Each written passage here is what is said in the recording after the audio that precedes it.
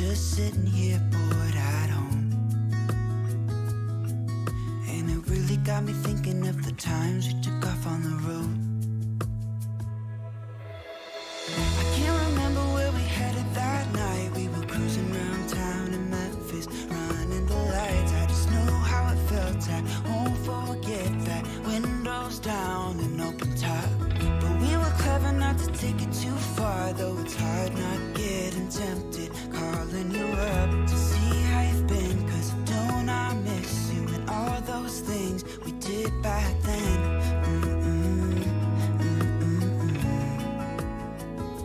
Way back then.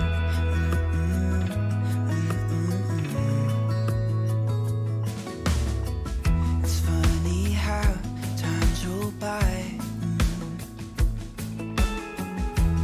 Is it 12 years since last time? Where'd you go? What's the score? Did you find what you were looking for? I never see you anymore. I can't remember what we did that day. We were blowing off steam in Paris, but I wanted to stay, 'cause I know how it felt when we raised hell. I won't forget that. But we were clever not to take it too far, though it's hard not getting tempted. Calling you up to see how you've been, 'cause don't I miss you and all those things we did back then.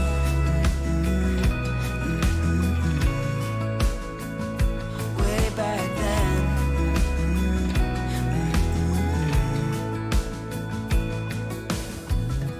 Killing time, Friday night, found a photograph of us.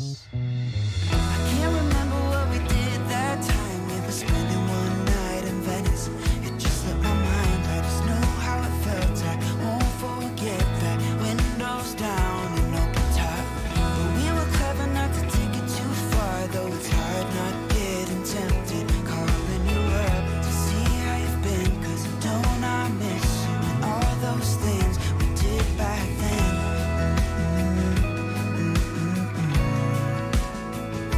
Way back then.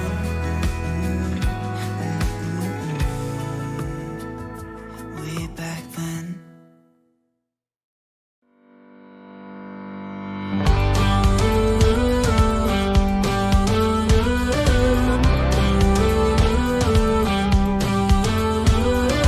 Do you ever feel you don't get out what you're putting in?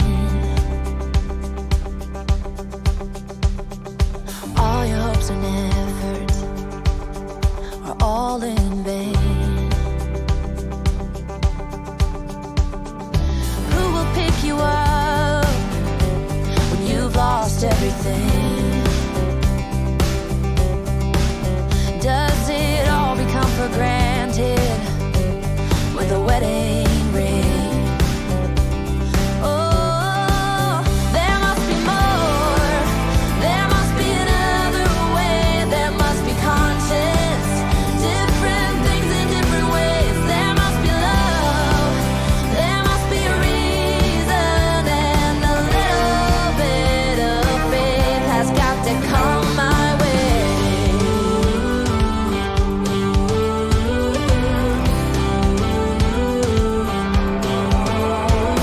I was just a little girl when my mama used to say,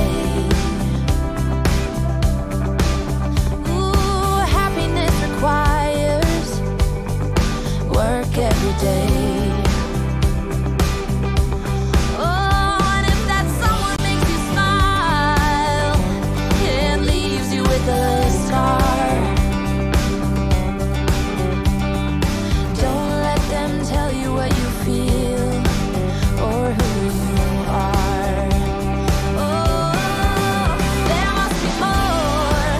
There must be another way. There must be conscience. Different things in different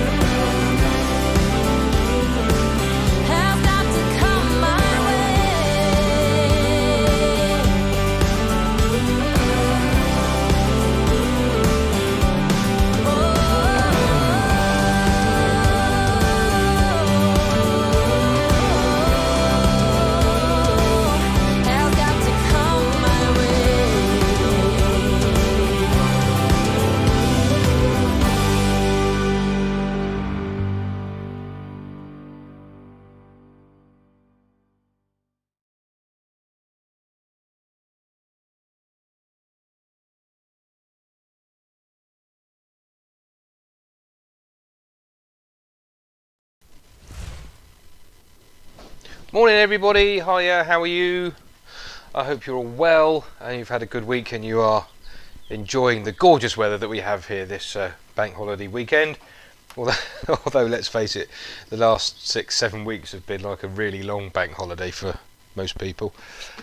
Right, who's in the house? Leisure, Peter Twisted Trees, Jacques, Karen Browning, good morning guys and girls, David Hall, Tom Lazarus, hi Tom. Fantastic, yeah, great to see everybody. Yeah, normal thing, 20 minutes to go. I need to tidy up from the AWGB Zoom meeting last night and get a couple of things sharpened up. So I'm just going to put some of these bits away so I have a clean workbench to use this afternoon.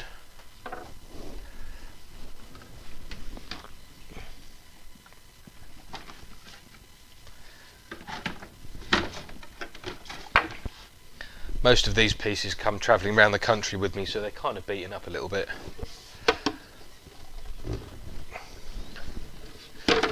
Put them all back in their box. Whoops.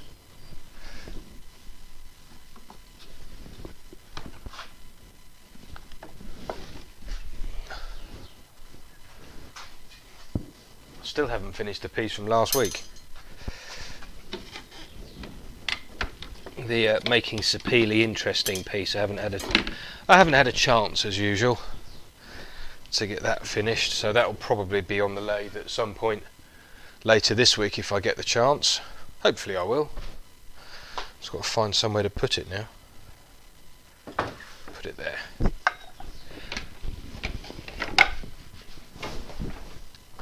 So how's everybody's few days been? I know this is my 5th time streaming this week, so I think tomorrow my my wife will be very pleased to see me for the day.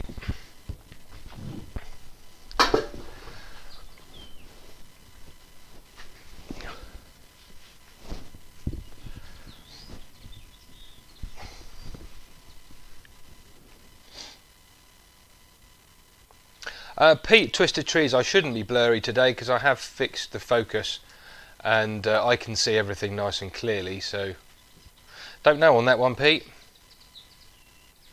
Leisure, the auction, blind auction, it's much easier to administer a blind auction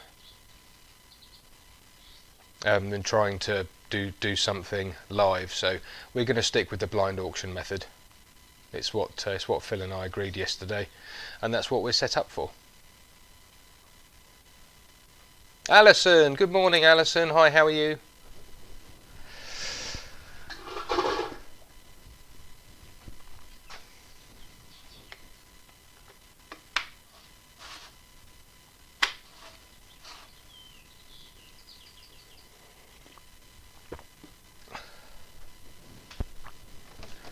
I'm going to need some Yorkshire grit, and I'm also going to need a couple of bowl gouges.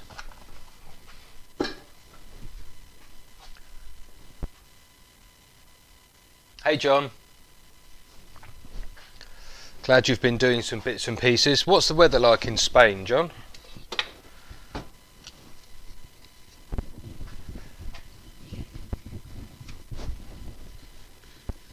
Well, not those glasses, there they are. These are my normal ones.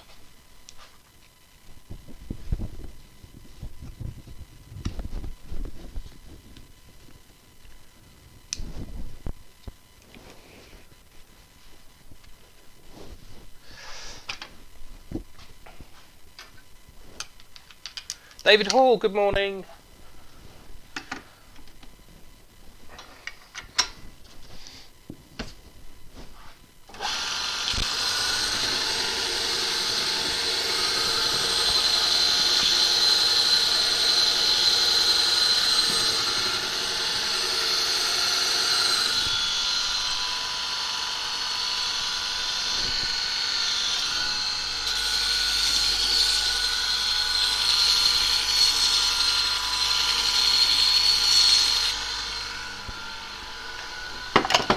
One gouge done. Frederick, good morning. Hi Glenn, Crafty Turner as well. Hi guys and girls.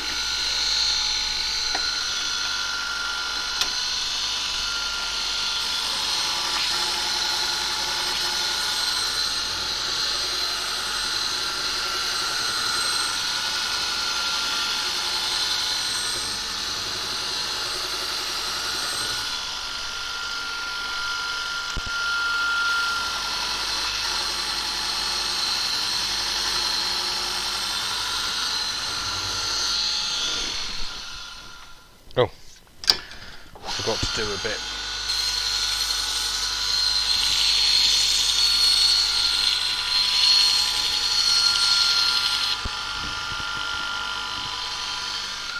Here we are. That should be all I need for today. John, grey but 35 degrees. Ooh, lovely. Peak Caller, very overcast in Portugal. Atlanta, Georgia. Hi Glenn. Expecting 18 mil of rain tomorrow. Wow. Yeah, the weather's going to be a bit ropey tomorrow here as well. We're supposed to have 22, 23 degrees today, maybe a little bit warmer. And then tomorrow the temperatures are just going to drop. Hello Phil Boulter. Hello Phil. Don't worry about being late, Phil. Oh, Phil's got a hangover. Hi Tommy. Hi Stuart. Do you use blast gates? Yes Stuart, every machine has got a blast gate.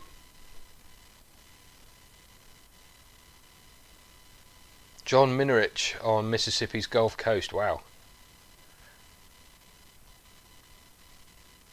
I love the fact that there are people from all over the world tuning in. It's a really special feeling. Morning Mark, in Bude. I love Bude. I went to Bude, well the last time I was in Bude properly was, crikey, I think I was about that big. There are some pictures of me dancing to the Haven Holidays disco down in Bude, long time ago. Real Ale, good morning in Brighouse. Paul Stevekins, nice to see you too, hiya. No, I love Cornwall.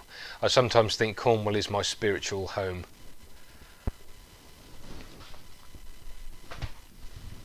And I've got shorts on today, so I'm feeling sort of half naked.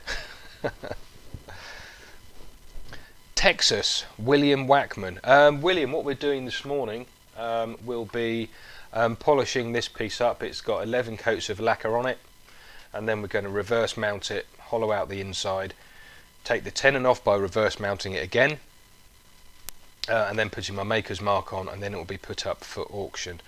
John Minerich, the other night we raised £1,369, which I think is about $1,700, $1,800, something like that, which was a fantastic amount of money. I'm blown away, actually.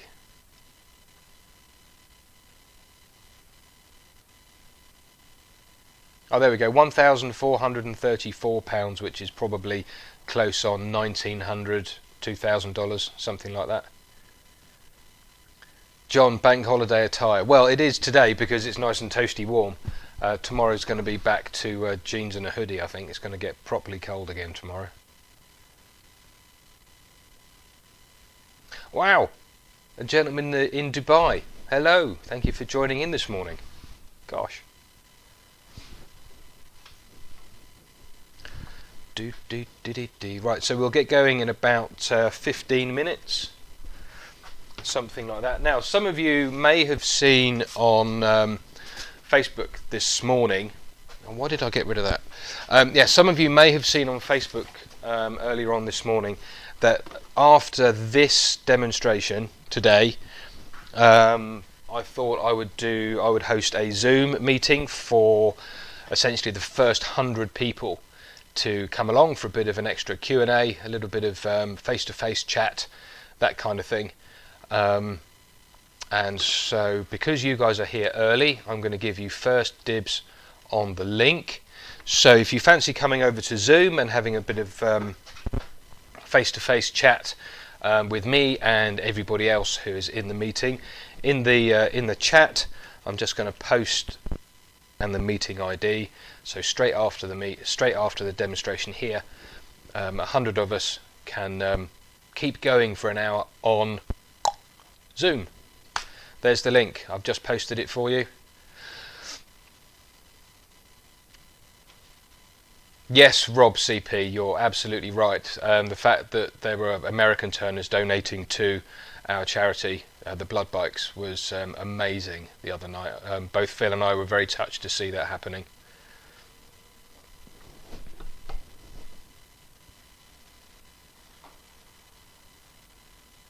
Good morning, Heath. Hi, how are you? And Philip Pattinson, hiya. Philip, is your mum with you today? Teresa, wasn't it, your mum's name? At least I think it was you.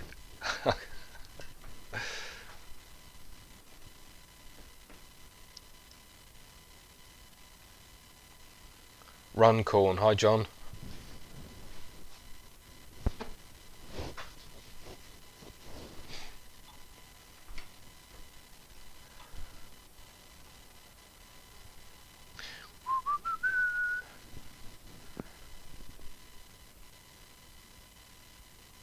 Wayne the Woodturner, hello, hi, nice to see you too, Wayne.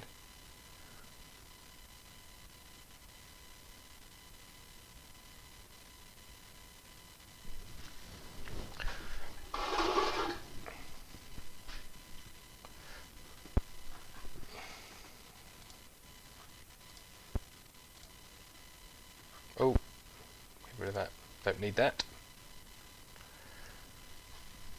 Oh, she's on the way, fantastic.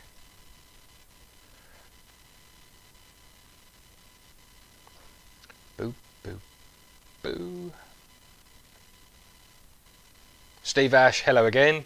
Tony Harvey, morning Tony, how are you doing? Yeah, Thursday was an absolutely fantastic evening. I had a lot of fun. Phil worked really hard on putting those questions together for everybody. And Mike managed to score an amazing 64 points in the last round out of 10 questions. Hi Gary.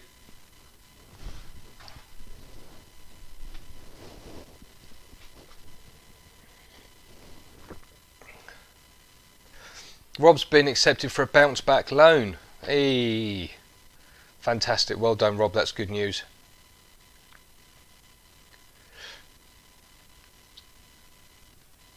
Ah, 59 people here now, that's awesome. So we will get going in about 10 minutes. This little, I always open the doors half an hour early. William Wackman, can you send this to your charity? Good heavens, William. I will absolutely certainly do that for you. I would do it for you now, but I don't actually have my wallet on me. So William, if you could possibly send me an email, I'll send you the necessary screenshots to show you that I actually did do that for you. Okay, so if you could send me an email, I'll put my email address in the chat for you. Just so I can show you and prove to you that I have actually done it on your behalf.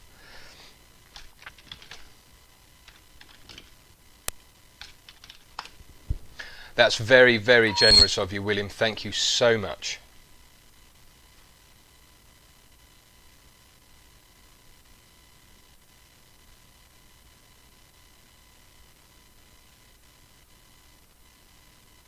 Barry Fisher, good morning. And Stuart as well. I'm just going to turn my microphone down a smidge. It's maxing out over here at the minute, so somewhere about there I think should do.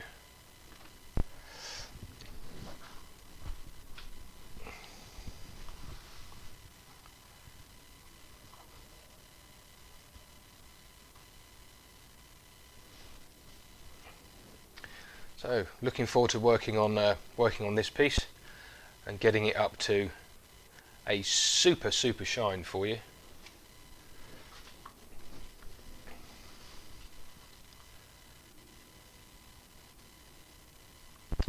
Pete Twisted Trees. Got to redesign the nesting boxes.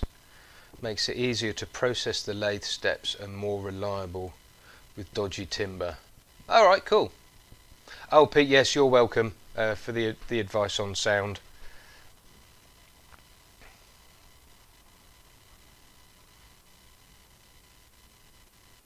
Phil, just in case anybody else would like to donate to the Blood Bike charities today, could you drop the link to the Facebook page in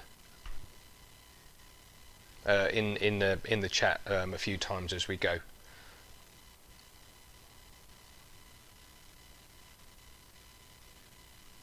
Right, 8 minutes and we'll get started with the polishing. I'm really looking forward to polishing this piece.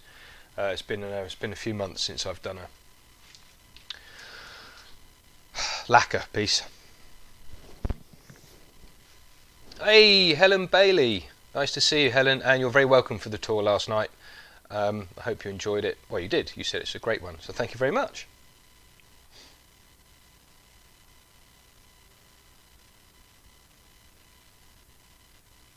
Good morning, Teresa, Philip's mum. Nice to know you're watching again, and I hope today is just as exciting as the other ones.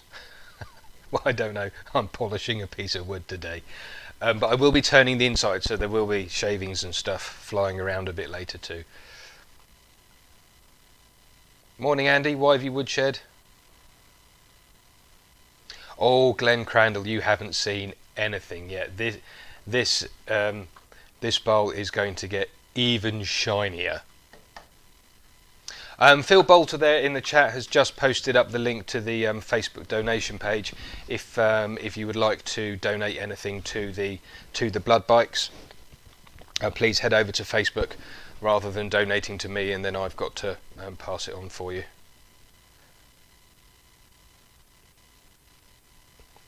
Chris Sullivan, yes, I'm not in the Zoom meeting just at the moment because I'm still here, but just hold it there.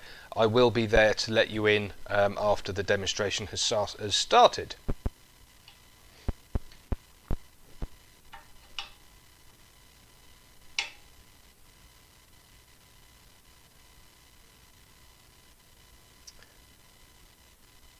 Right, 6 minutes and we'll get started. Going to need plenty of kitchen roll today for this.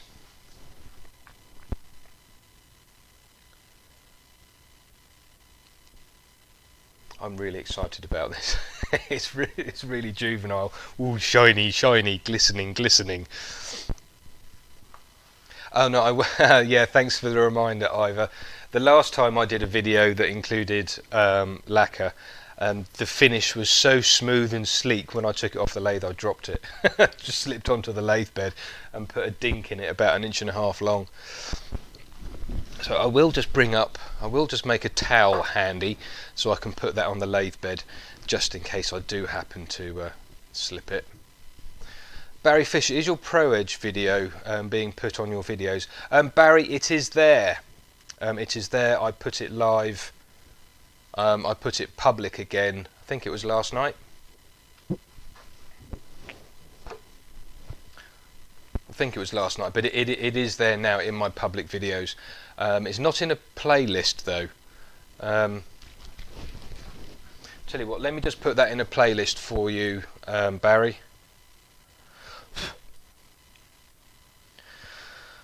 Boop boop boo. Videos. Bear with me a sec.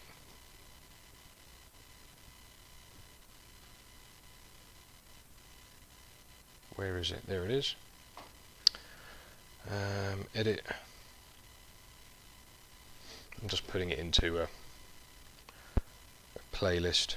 Add to playlist. Okay, Barry, it is going to go into M. Saban Smith's Tools and Equipment playlist. So you should see it there quite virtually immediately.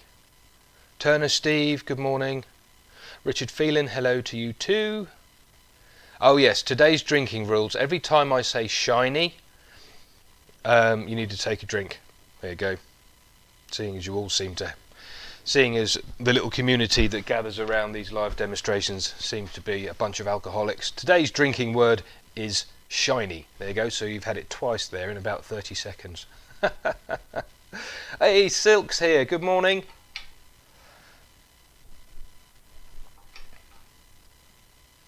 Obviously, if you do take a drink, it doesn't have to be alcohol. It could be water or Diet Coke or something like that. Coffee, perhaps, particularly if you are around your own lathe. Today's drinking word, Andy. Oh, I think you've probably just got that. It's shiny. Charles Knight, Martin, is your lacquer in stock? Yes, it is. Hang on a minute. I'll tell you what, we've got a couple of minutes. I'm just going to put my little break video up and then we'll get going. So I'll just need to sort out some of the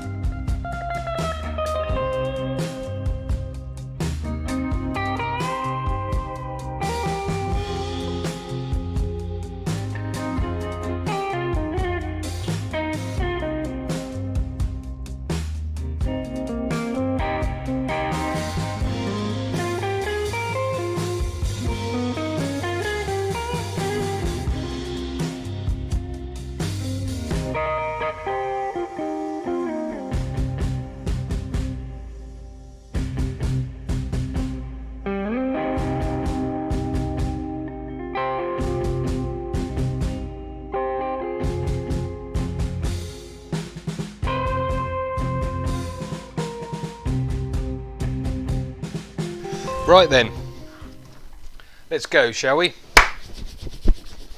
Right, good morning, everybody. Thank you very much indeed for joining in this morning. I hope you're all well. And today is the third instalment of lacquering this piece of this gorgeous piece of maple. Right, a couple of things before we actually get started. This bowl is going to be up for auction right at the end of this demonstration, and if you look in the description of the live stream down there, you will see how you are able to place a bid for the piece. I'll talk about the piece obviously a lot during here because it is ever so shiny, and it will be even more shiny by the time we finish.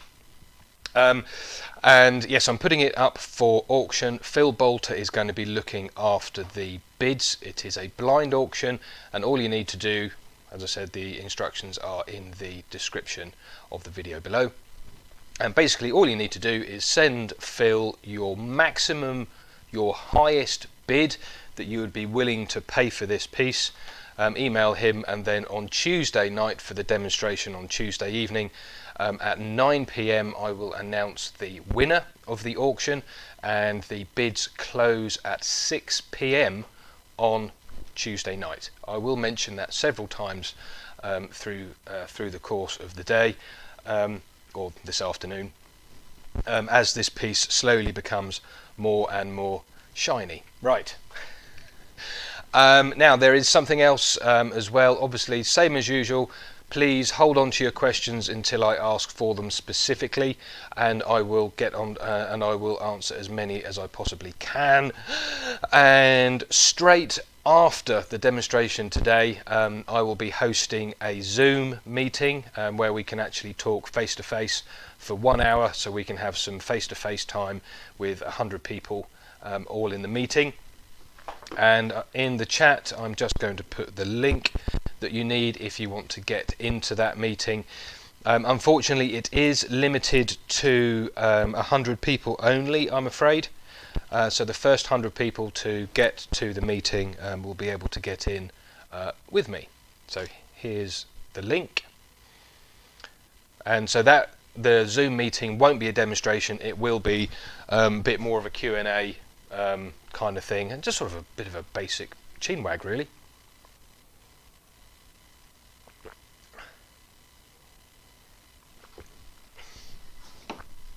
Right, shall we get going? Let's just move these various bits and pieces out of the way, including the keyboard. Yeah, the system has upgraded this week, so if you join in the Zoom meeting afterwards, I'll probably show you through the the system. Right. Okay, so don't forget this piece is up for auction at the end of the day, or at the end of the demonstration. So here is what it looks like now. We did 6 coats of lacquer on Tuesday night, as well as turned it and coloured it using the intrinsic colour collection. And then on Thursday evening, just before the quiz, I need to talk about the quiz as well, we put another 3 coats of lacquer on. So I think now there are 11 coats of lacquer on there. Somebody might be able to put me right if that's wrong, but I think there are 11 coats of Hampshire Sheen lacquer on there.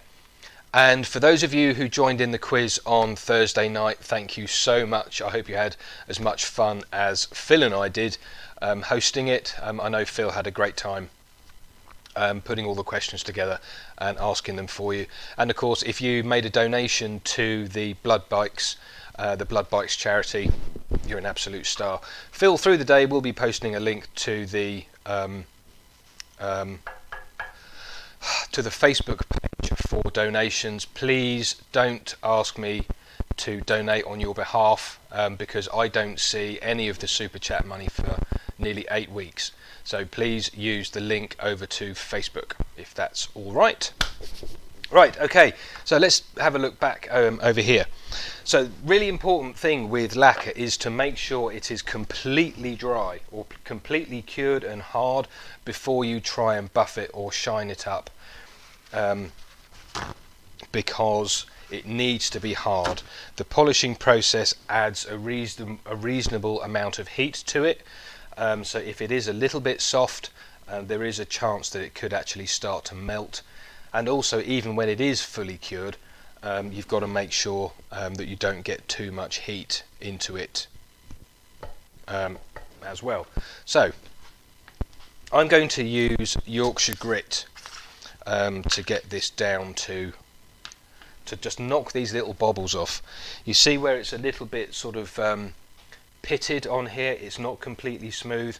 That's perfectly normal for lacquer, and although you can leave it although you could leave it like this, just with, I don't know, maybe 20 minutes to half an hour extra at the end, you can get it absolutely beautifully smooth and shiny, with a glass-like finish, like that one, like that piece there. Look at that, shiny, shiny, shiny. So just like you would do normally with Yorkshire grit, we're going to put a fair amount of the grit onto the piece. In fact, I'm going to put quite a lot on because the lacquer's pretty hard. It's harder than the actual wood itself. So I'm just going to start to work that Yorkshire grit into the piece. Make sure it's got a decent amount all over it.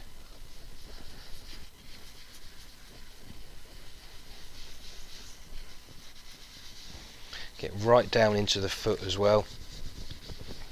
And just by using the towel like this, it will start to eat away at the rough surface of the lacquer.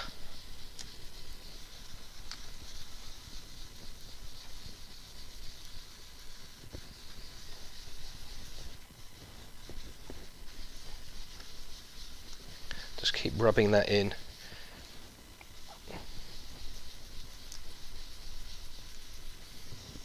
And once you've got a nice covering of the grit all over the piece, put on some glasses.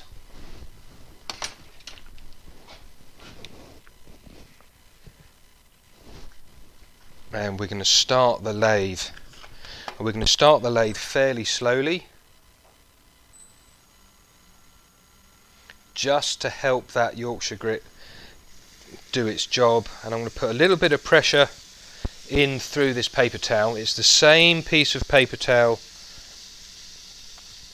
that I put it on with in the first place, and I'm just going to start to move that grit around, moving my hands nicely, just so the grit can do its work all over the piece.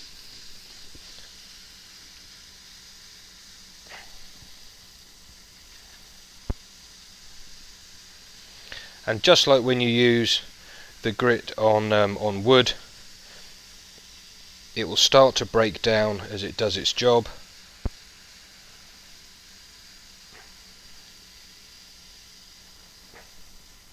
And once it has stopped cutting, after a little bit of time, you can kind of feel or sense when it's not cutting anymore. You can hear it as well.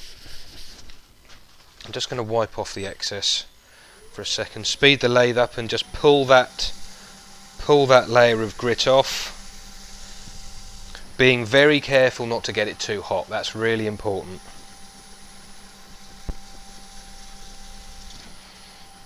You will get through quite a lot of kitchen towel doing this, but the result is absolutely worth it. And I think you might be able to see there how just that first application of grit has brought that shine up even more, and I haven't even cleaned it off properly yet. Look at that.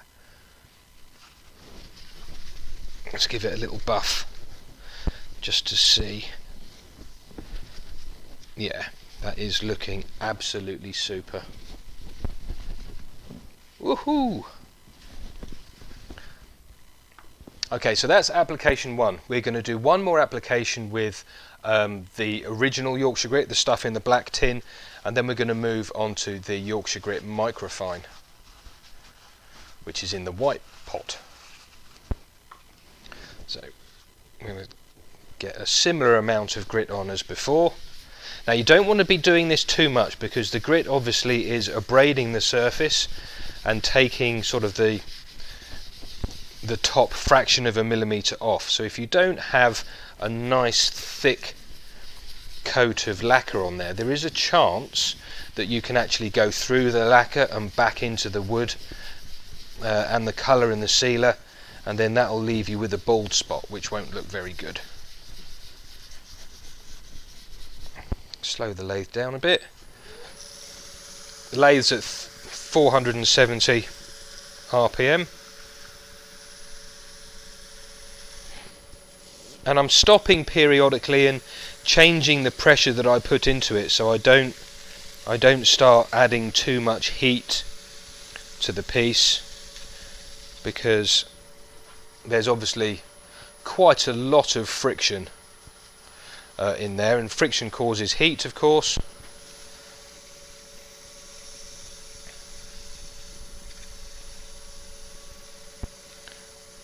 And we certainly don't want to be getting this piece too hot.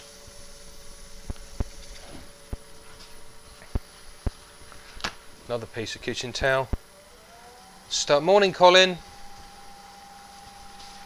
So I've just sped the lathe up to nearly 700 RPM, and I'm just going to start to work that grit off the surface.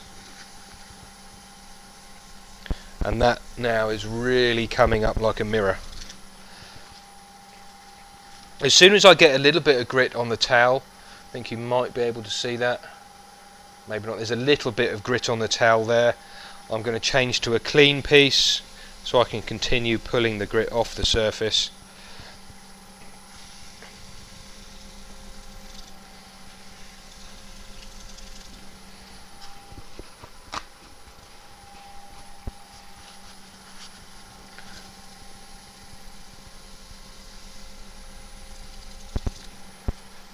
Speed the lathe up a little bit more.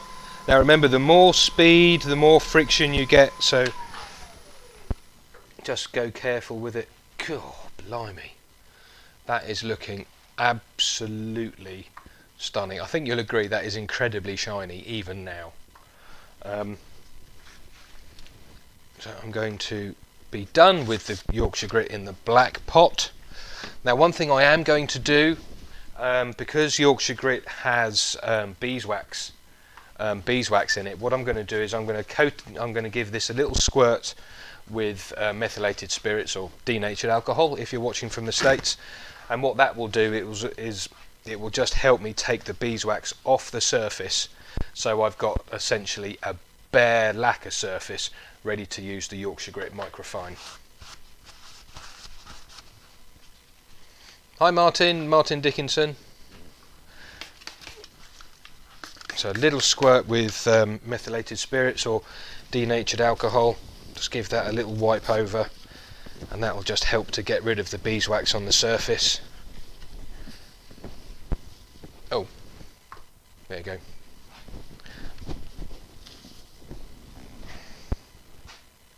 There. That looks good. Right, now we can move on to the Yorkshire grit microfine, and we'll do 2 applications of this as well. Now this stuff is very, very fine. It's obviously finer than the Yorkshire grit original, and because it is finer than the Yorkshire grit original, there is actually more friction. I find with this, and the heat build-up is greater with this product than the original product, so we need to be careful when we're using this.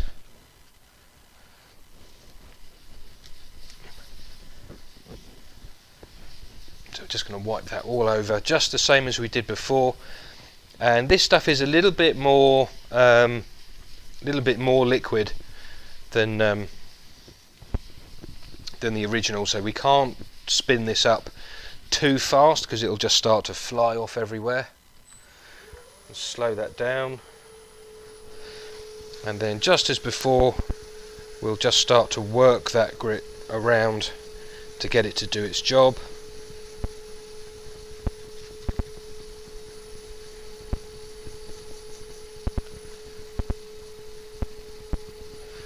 Lathes at 358 RPM at the moment.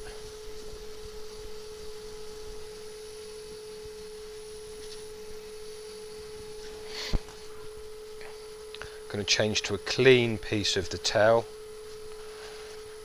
Speed the lathe up a little bit. You can see here I'm using actually quite a thick sort of wad of the paper towel, and that's just starting to buff that off a little bit, or remove the residue, and I can feel that getting quite hot.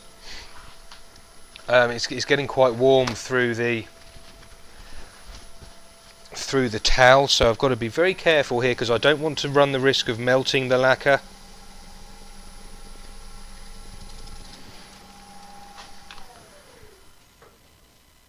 There we go, look at that. That is really properly glass-like. Oh, I've just put more on, which is what I wanted to do anyway. So one more coat of the microfine.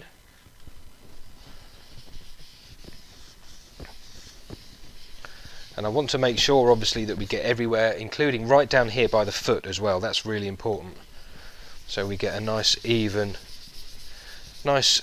shiny finish.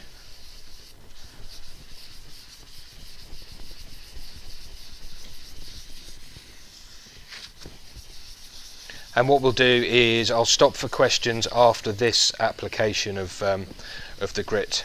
So after this application we'll stop for some questions. Look at that, gosh.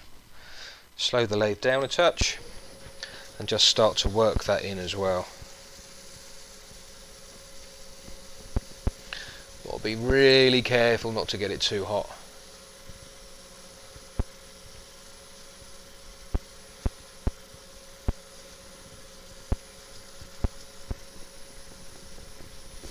So we'll stop there, and then we'll change to a cleaner piece of the towel. Nice thick wad of paper towel, and we'll just start to move that product off the surface. Clean piece of towel again now, and then we just need to use these pieces of towel to remove the excess, to reveal the amazing surface underneath. I'm going to speed that up just a little bit more, so we're up to, what's that, approaching 900 RPM now.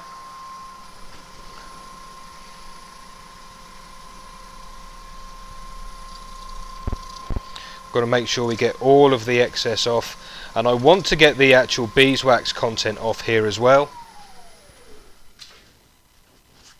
So I'm going to go with a little bit more of the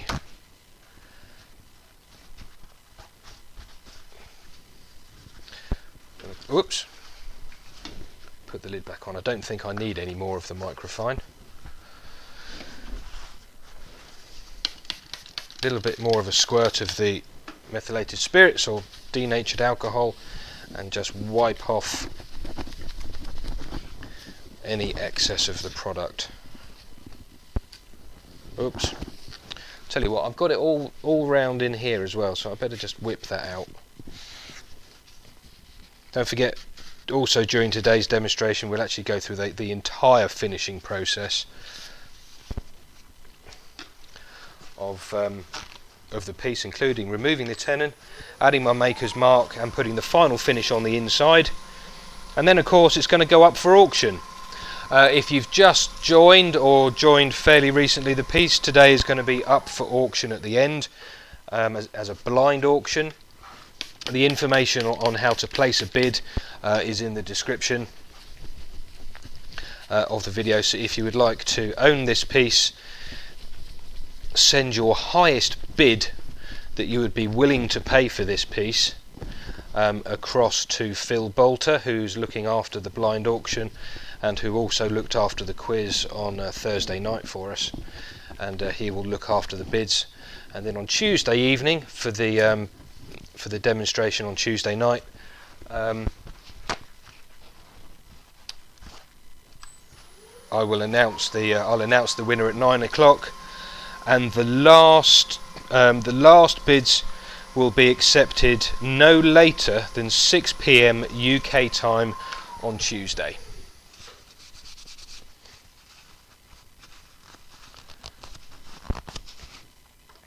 So there we are. That has come up an absolute treat. Let me just take it off the lathe for you carefully. I'm going to put a piece of towel down on the lathe bed, because last time I did a lacquer piece I dropped it. Dropped it onto the lathe bed. Oh, don't forget we don't forget the other day when we did this on Tuesday, we taped up the chuck, didn't we? Just to protect it from the lacquer. So we'll just pull that tape off.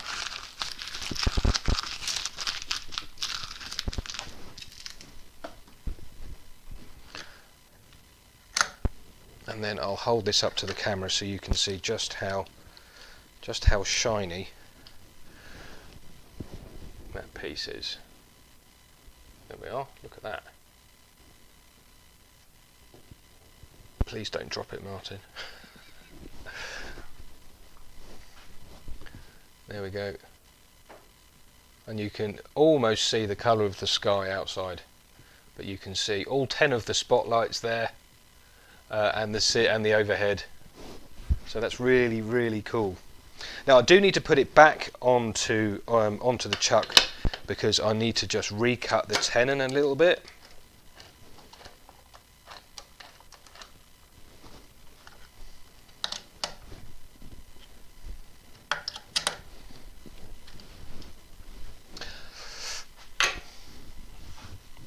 move that out of the way, put that down there, and then we can take this masking tape off as well.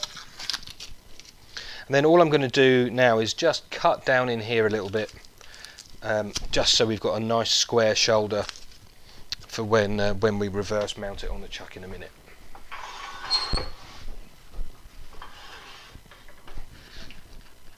Get the tool rest up to a suitable height. Got a nice sharp tool, I think. Yeah, that'll do. So glasses back on.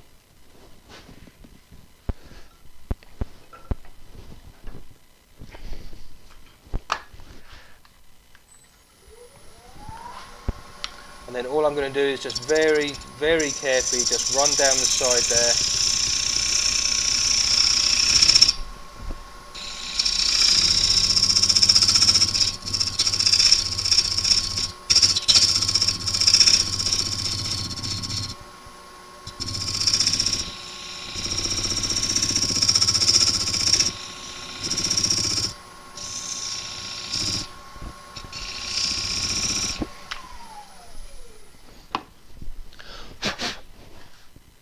There, that should do. Darren Spurgeon, thank you very much. Darren Spurgeon, trying to get sanding sealer even as I've got bumps in it. How do I fix this? I've got photos too. Darren, quite a little bit difficult to, well, I know kind of what you mean.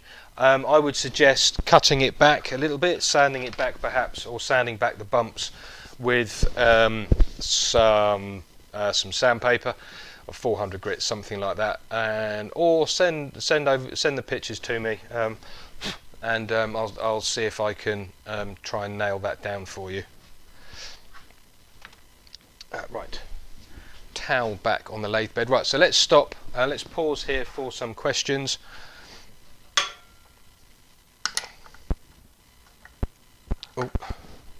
Oh, that way. Try not to drop it.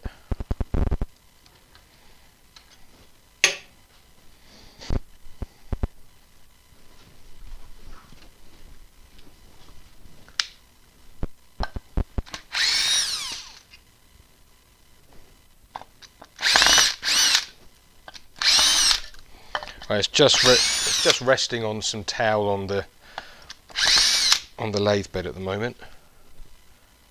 Oh, forgot one. Would a damp piece of towel benefit in reducing the friction and heat build-up? Roger, I don't think it will really, because the water is going to get warm with the friction too, so there's no real point.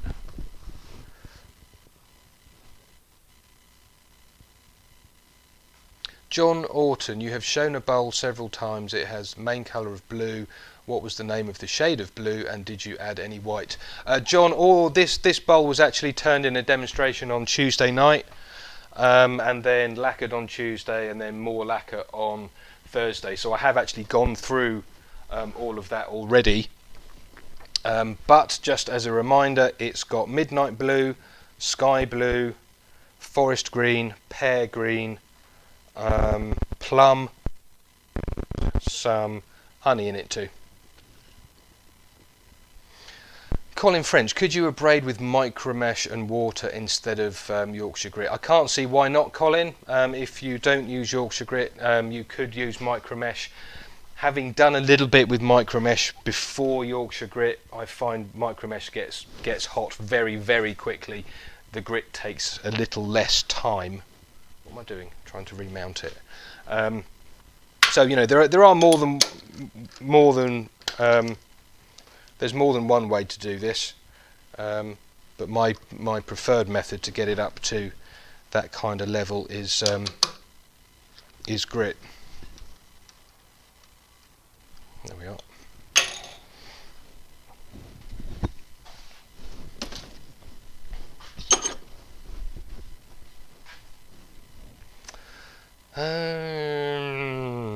Yes, good idea, Phil. Is it better to use paper towel than cloth? Jacques, yes. I very, very, very rarely use cloth on a lathe because of the risk of it potentially catching. and dragging your hand into the workpiece, paper towel will just rip. So I very, very rarely use cloth. The piece, if you are interested in placing a bid for the piece, it is just under 10.5 inches, which is 262 millimeters by 60 mil deep, or 2.5 inches deep. So 10.5 by 2.5 inches.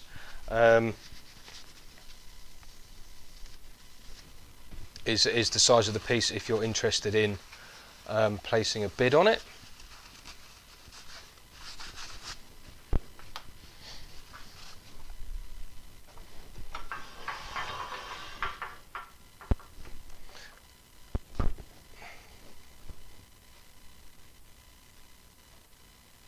Oh, the light blue platter. Yeah, I'll have to look at that in the meeting. In the meeting later. It's under a whole load of stuff over there at the minute. Yeah, Colin, wet sanding would work as well. Wet sanding and then moving on to micro mesh, but you've got to be very, very careful of the amount of friction in the piece, because obviously there's a lot of lacquer on there, and just a smidge too hot could actually melt it in one place, and then it could all go wrong.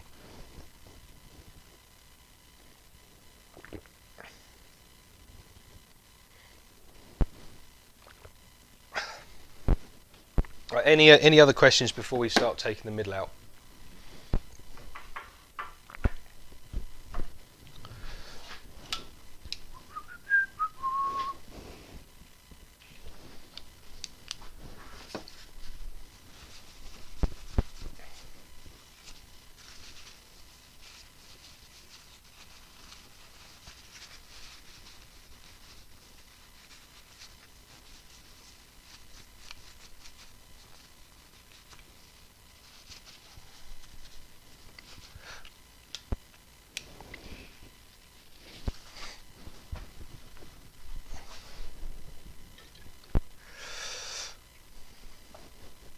Andrew Lorben Pearson is the Yorkshire grit from Hampshire Sheen. No, it's not, Andrew. A lot of people get confused with that. Hampshire Sheen, the company Hampshire Sheen, which is mine, is 9 months or so older than Yorkshire grit. Yorkshire grit obviously is made in Yorkshire, which is up north, and Hampshire is down here, down south in England. Although if you are in the UK, you probably know that already. And Glyn, who makes Yorkshire grit, and myself, we're very good friends, and we kind of work to sort of help each other and support each other on the business front.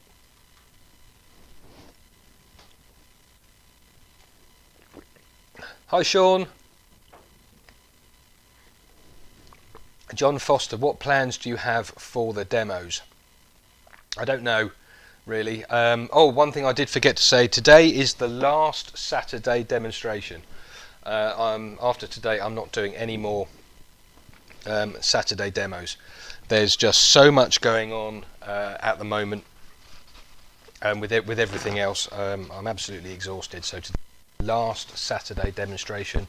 So if you want to catch a demo by me, it will be on Tuesday evening. There are 2 more Tuesday evening demonstrations planned. This coming Tuesday is a beginner's guide to sanding and finishing, and the Tuesday after that is the Thinking Turner's Turn, which will be quite an interesting little interesting demo. Hi Georgianne Burdett, nice to see you. Glenn, why did you finish the outside before? Glenn, because I do. That's the way that I turn bowls, and most turners over here in the UK will finish the outside first and then turn the inside. But also it's easier for demonstration purposes to do the outside first, because all the cameras are over here and there's nothing sort of in the way down here like a motor or a headstock.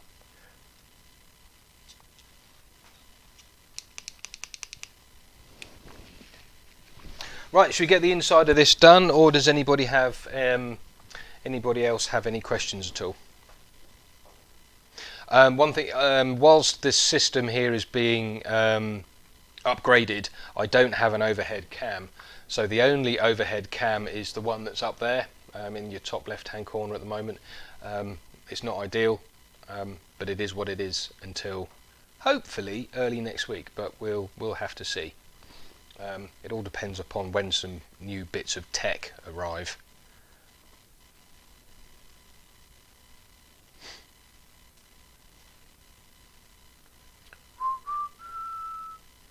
Can you use, Darren Spurgeon, can you use microfoam grit over the advanced gloss finish? Darren, I don't know, but what you've got to be careful with is that Yorkshire grit has beeswax in, and beeswax is notorious for leaving fingerprints, and Hampshire Sheen doesn't have any beeswax in. It's got microcrystalline wax in, so if you use Yorkshire grit over the top of the high gloss, you're much more likely to be susceptible to fingerprinting.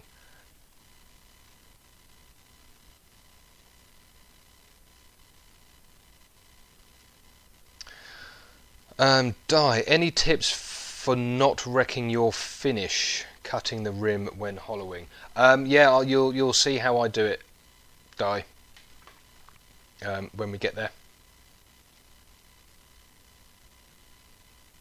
Oh yeah, that's a good point, Pete. Yeah, be careful of your fingernails, particularly when using a lacquer, because a fingernail scratch in a lacquer is going to be a real pain to get rid of.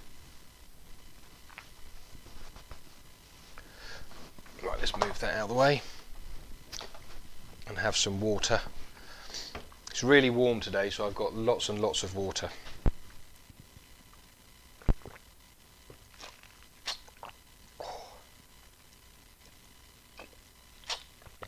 Oh.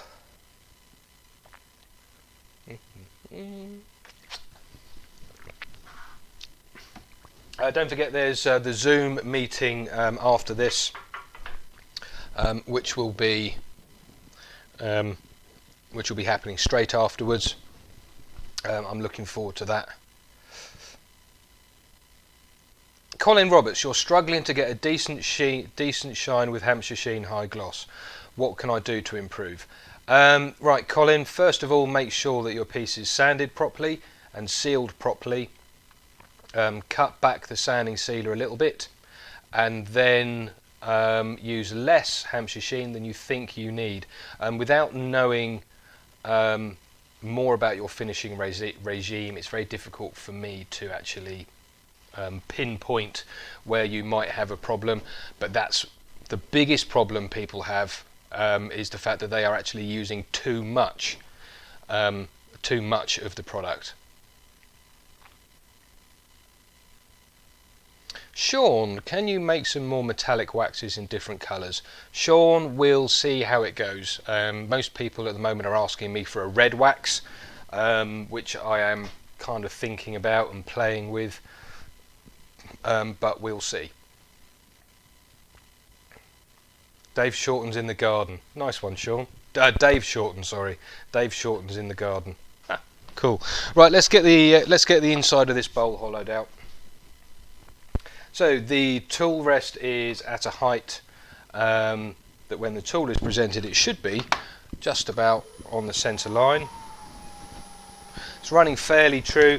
Remember, this piece has been sat on the lathe for 5 days now, so there might be a tiny little bit of movement in the wood. Doesn't look like there is. Well, there is a little bit. So I'm just going to start to hollow this out. And remember, of course, you can, if you would like this piece for yourself, then you can actually place a bid for it in an online auction. Well, not an online auction, blind email auction that Phil Boulter is organising, and all the proceeds are going to go to the UK Blood Bike Services.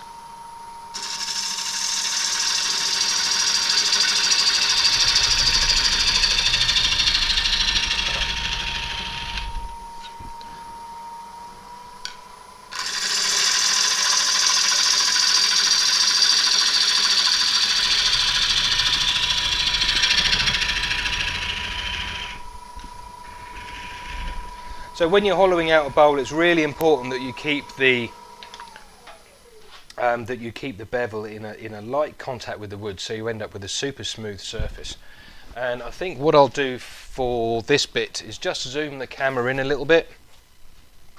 So if you bear with me a second just while I sort that out for you, and I might need to twist the camera around a little bit as well on its mount, just so I can get it as close as I possibly can for you.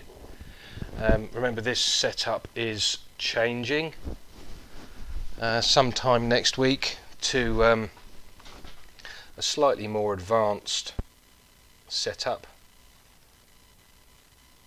We're going to be running with HD video cameras rather than webcams. Should the two new little bits of tech turn up like they should be. Where's the mouse? There it is. Till rest. So bear with me just while I sort the focus out on here, and I want the focus point about there. Autofocus on. That's got it. Bish bash bosh. There we go. Right, you should be able to see that okay now. So I'm keeping the bevel in contact with the wood as we go through there.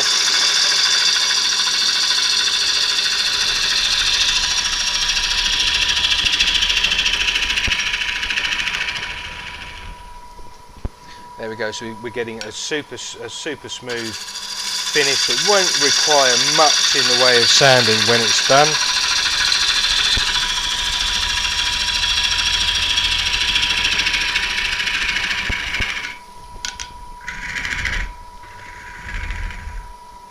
Right, so for those of you who may not have seen the bowl turning demos, what we're doing at the moment is we're running through a very standard method of turning the inside of a bowl by keeping the gouge in contact with the wood, by keeping the bevel in light contact with the wood all the way down from the beginning of the cut at the top down to the bottom.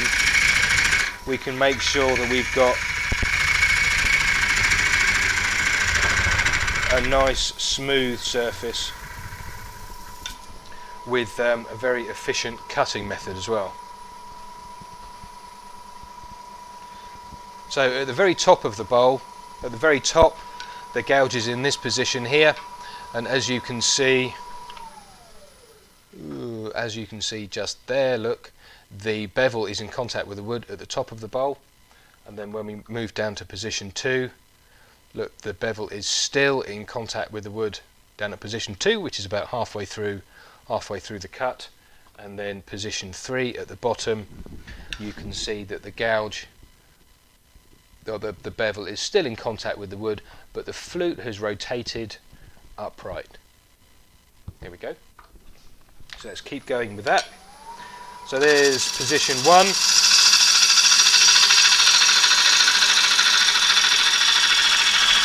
Coming down to position 2.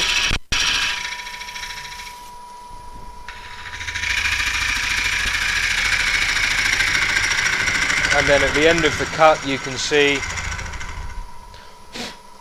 the flute is upright and the bevel is still in contact with the wood, and we have a nice smooth surface. So I'm going to keep going with a few more cuts.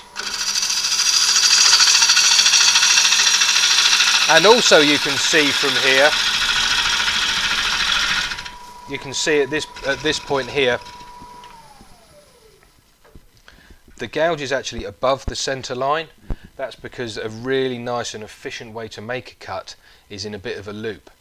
So you can see here with the diagram on the screen where the first arrow is sort of at the high point. That's about halfway through the cut, and then the second half of the cut is actually bringing the gouge back down towards the centre. Let me just pick up this cut. Going to take it nice and steady. This is quite a hard piece of maple, and because there's a little bit of figure in it, there's because there's a little bit of figure in it, there's a little bit of tear out happening. So there's position 2 at the highest point of the cut. That's beginning to bounce now. You can hear that, I think, as the wood's getting a little bit more dense towards the centre.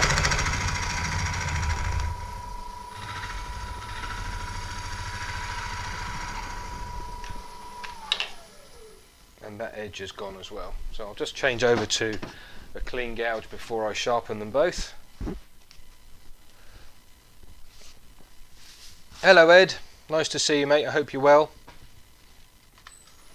And we'll take another cut from outside. Remember, we are here at position 1 just at the moment. So there's position 1, and then I'm pushing up. There's the highest point of the cut, which is position 2, which is the first arrow across there, so we're actually above the centre. And then as we finish the cut, the cutting edge comes down back towards the centre there. Let's just speed the lathe up a tiny little bit. We're at 839 RPM. Now, this week on Facebook, I have seen a few people showing broken pieces that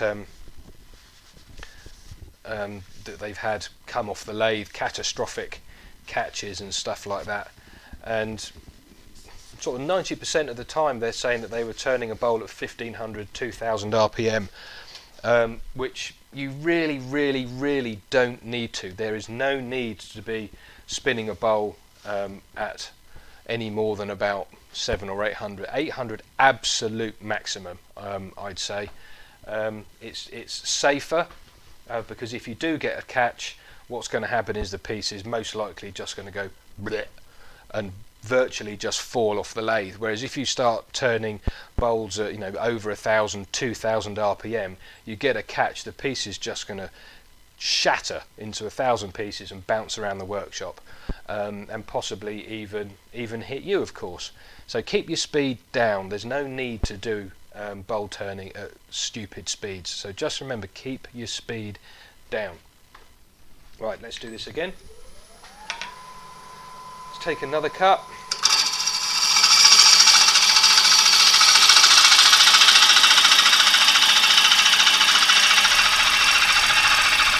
There's position 2 at the highest point. Move those shadings out of the way.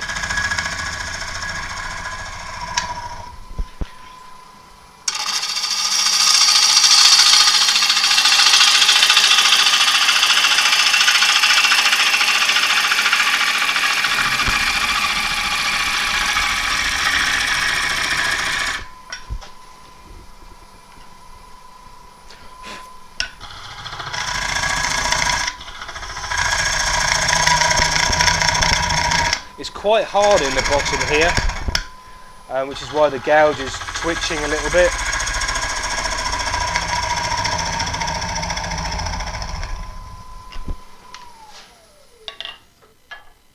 And there's a little bit of figure there. You can see that tear out there. I think you can see that tear out there.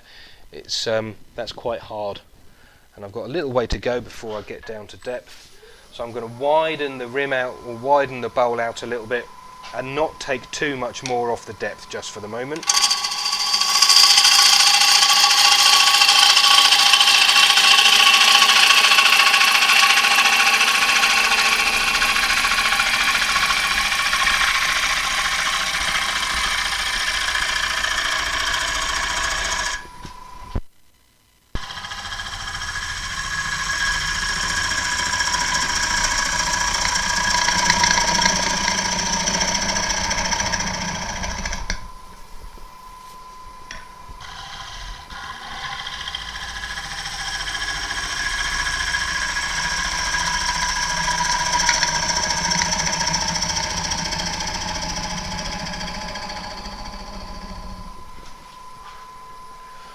Right, gouges need a sharpen now, so if you feel that the gouge isn't cutting very well, or it starts to chatter a lot and it's tearing out, then your gouge needs a sharpen. So always sharpen your gouges regularly to make sure you are always cutting with as fresh an edge as possible.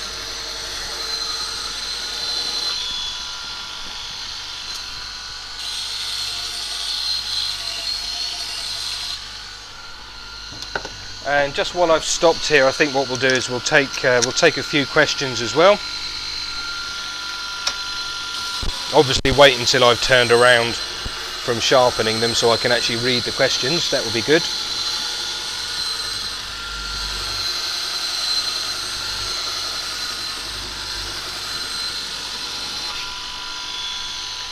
Boo, boo, boo. If anybody's interested in the Pro Edge sharpening demonstration, I have now put that back onto public display because so many people are asking me about it. So the Pro Edge demonstration is available for people to watch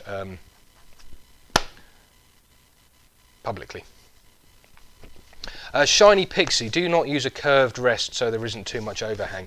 Yeah, Shiny Pixie, I don't, as Phil said there, I don't like the curved. I've got one, but I really don't like it. It tries to dictate the shape too much. Oh no, that side. It tries to dictate the shape too much. Whereas with a straight one, I've got ultimate flexibility. So I stick with the straight one.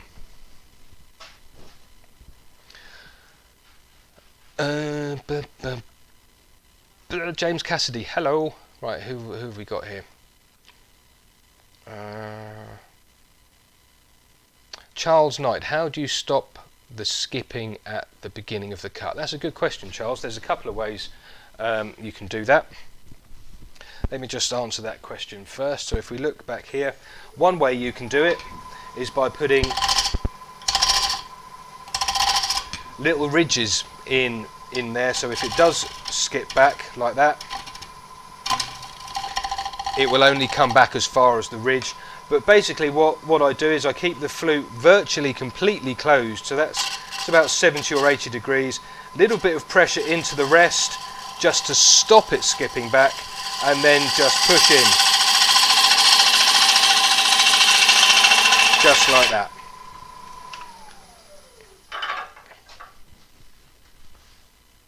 Rob CP, with the lathe switched off, of course, could you demonstrate how a catch can happen when turning the inside, please? Yes, Rob, that's a very good question.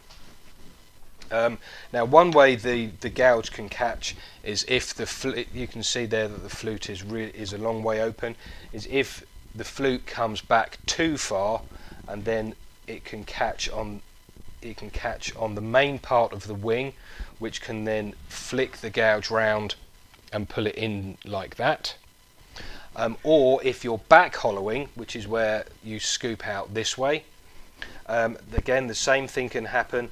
The wing or the shoulder, there we go, have a look at this.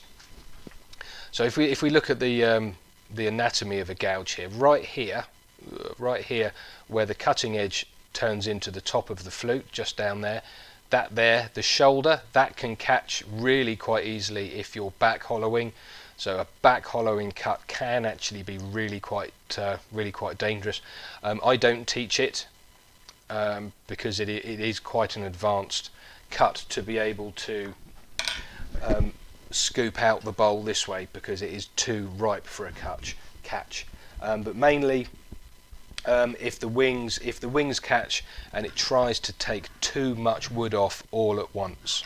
So I hope that helps there. There are a couple of other ways as well. Oh crikey, loads of questions.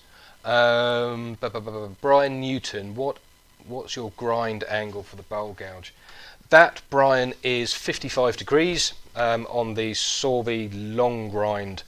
I suggest if you do have a Pro Edge, you head over to the demonstration that I did on the Pro Edge a few weeks ago.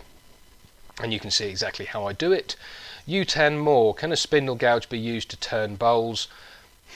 No, not really.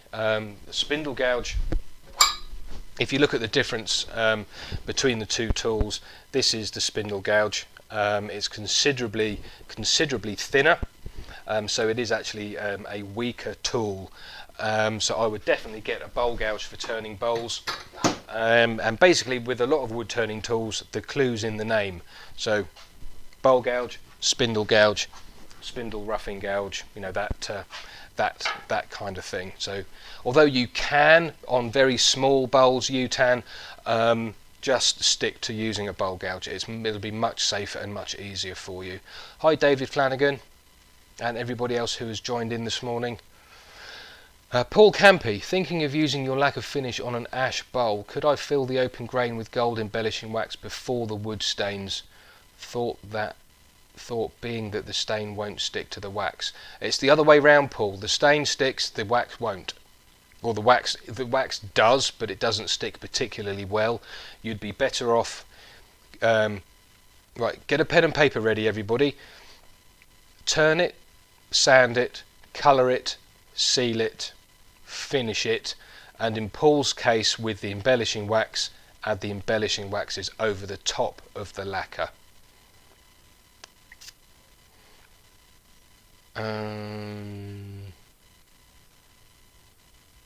Paul Kavanagh, hello. Di Pratt, I want a Pro Edge. Anybody want to buy a kidney? Nice one, Di. Paul, thought your missus is now working.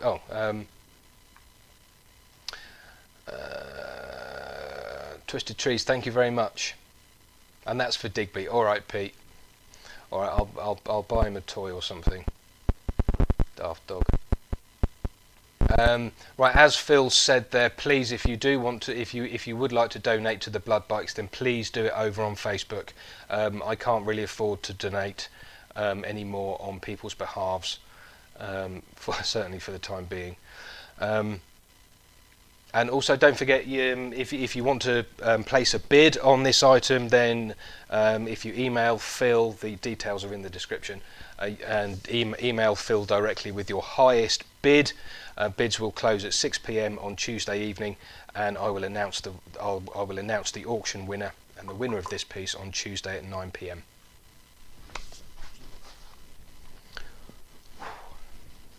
Right, let's get the inside of this finished properly, shall we?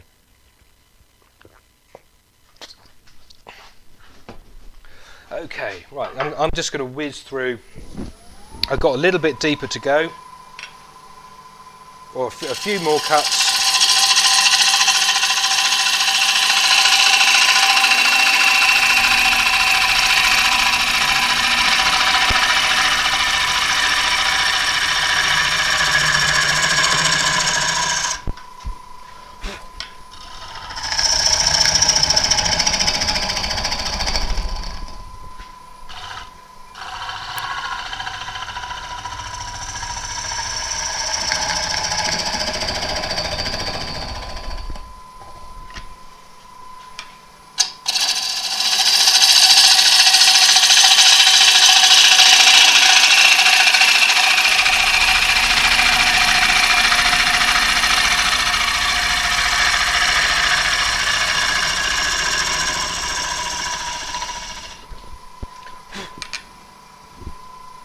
How does that look?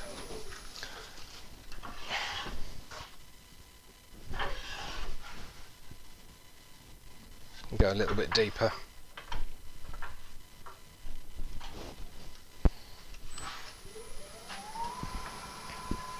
Move the control panel out of the way.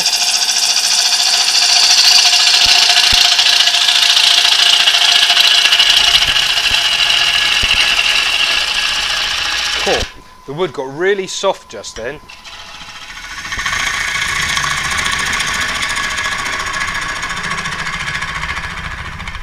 Now, although we turned this piece on a tenon, I still don't want to make the bottom too thin, because still need to turn the bottom off. I still need to turn the tenon off and make the foot nice. Yeah, that feels nice. One more cut, I think, just to finish off the width of the wall. That noise you can hear is the wood beginning to shake.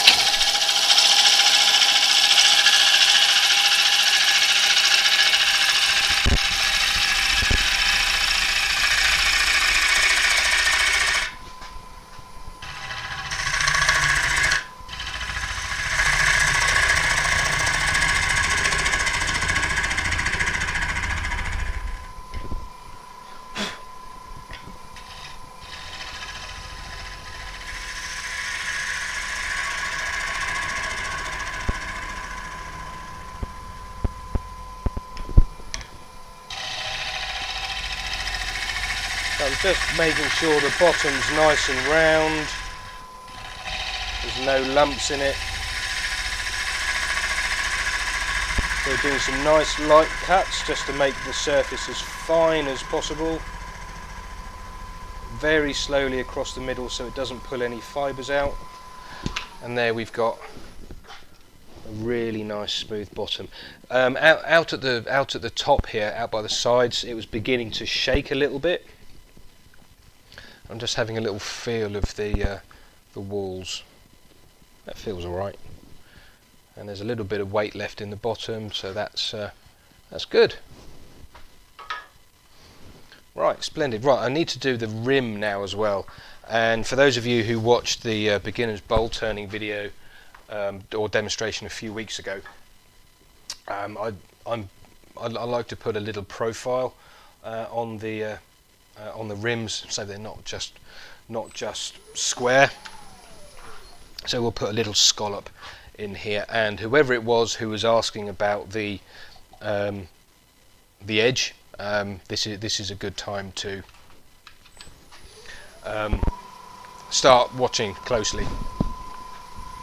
So I'm just going to put, with a fresh, clean, sharp gouge, I'm just going to put a little scallop in the side of the, or in the top of the rim, very, very carefully.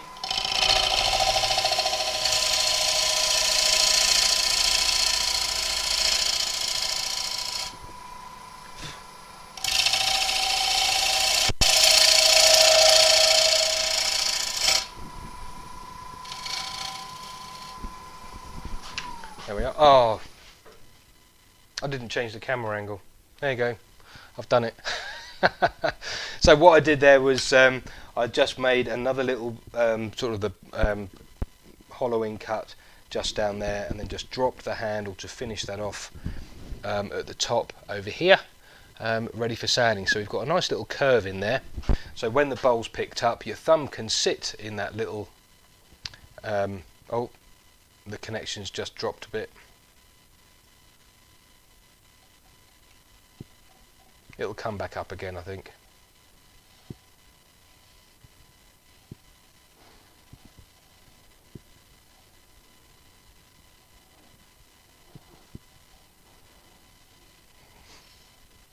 Yeah, so now your thumb can sit in there quite happily, and it'll feel nice and secure.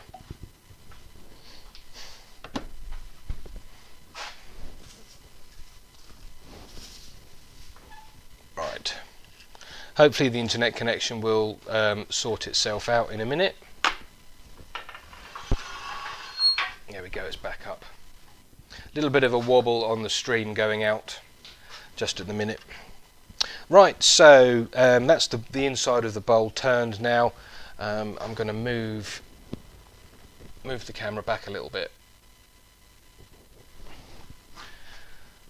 Oh, what was I going to do? Oh yeah, I was just going to zoom the camera out a touch. So bear with me just while I sort that out.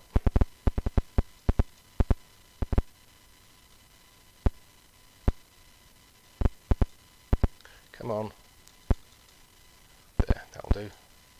And I'll just make sure it's nice and sharp in focus for you too, because everybody likes a nice sharp picture.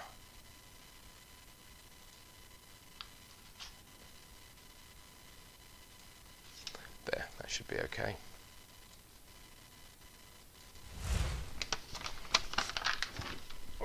Yeah, there was a little wobble in the internet connection there. Sorry about that.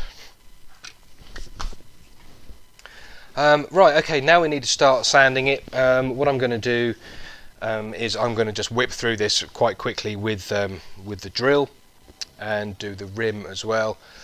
And right here on the very edge where it's sharp, when I get down to 240 grit, oh excuse me, when I get down to 240 grit, I'm just going to just put a tiny little chamfer just on the edge here, just to soften that off. I don't want it rounded over, I want it crisp but not sharp, and the same with the same with this little ridge in here too.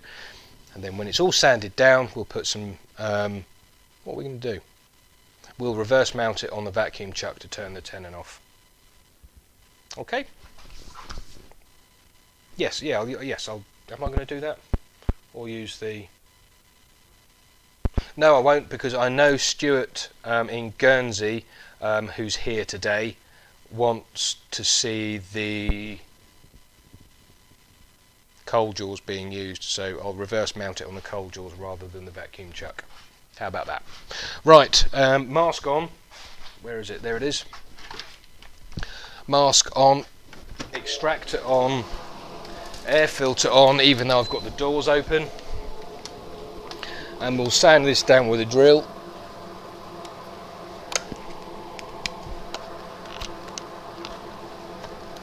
Ah, there we are.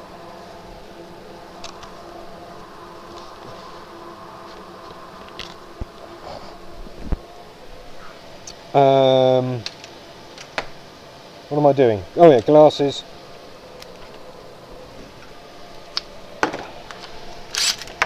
Sanding arbor.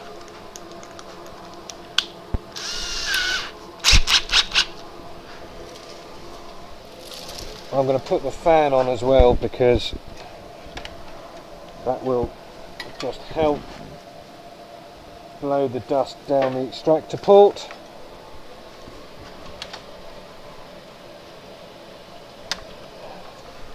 Excuse me a minute while I sort this out.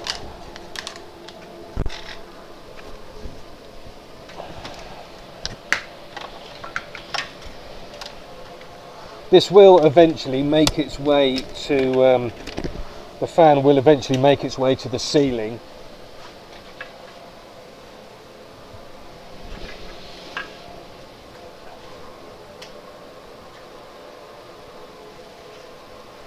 Okay, right, I'm going to start at 120 grit just to make sure that where it's torn out a little bit on the inside with the figure, I just get rid of all of that before we start going down to make it a little bit shiny. Slow the lathe down a little bit.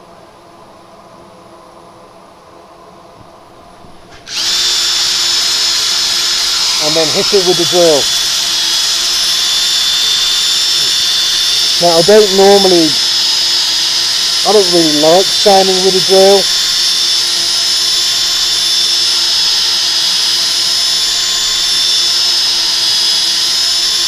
I prefer to use the inertia sander, but because we're moving, or there's the Zoom meeting after this one, I want to make sure that we just get it nice, sort of as quickly as possible.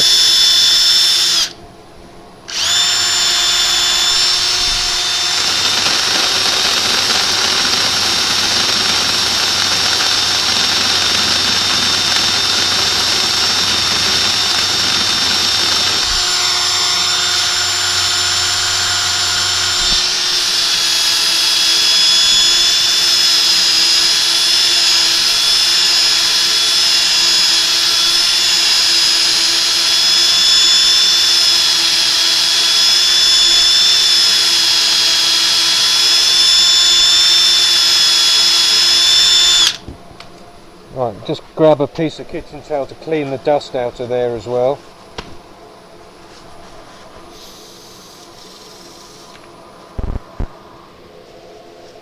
Right, so there's a little bit of tear out left in there, which obviously needs to go.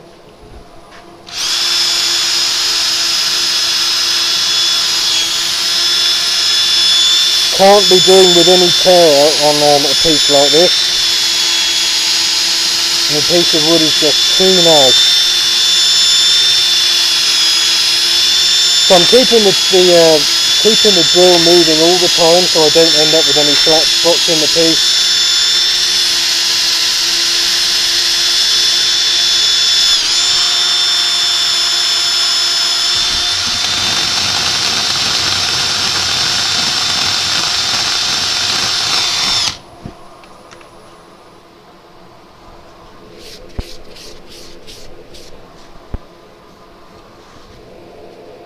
Yeah, there's still that little bit of tear out in there. It's quite hard just in there, and I remember that area was causing me some problems with the outside as well.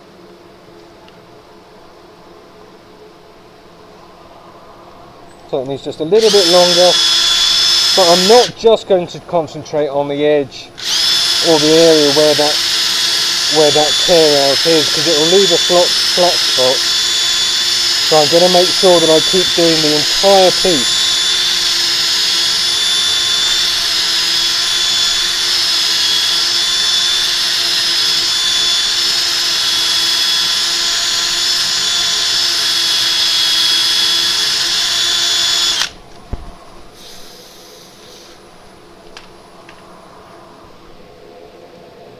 Nearly got it, and there's a little bit of tear out up here as well, which I need to concentrate on.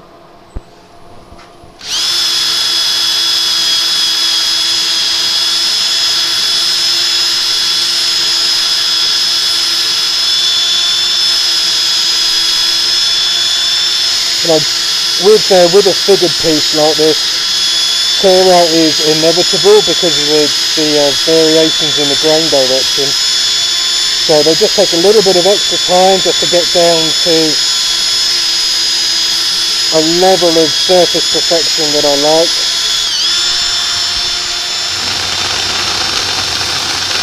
I'm going to slow the lathe down even more just to get this piece up here.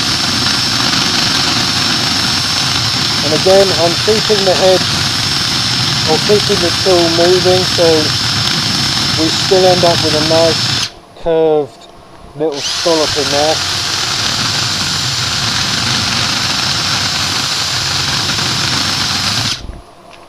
And then stop the lathe again and have a look. Yeah, there's still, it's in this area here is really quite hard, so there's tear out. That little bit of tear out we were working on the inside is there, and then we've got a little bit playing up here. So I'll slow the lathe down even more.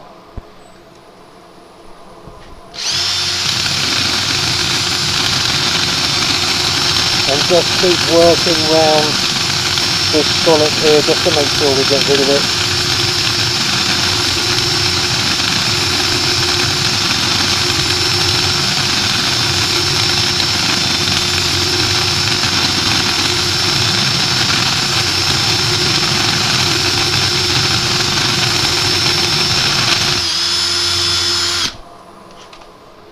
Have another look at that.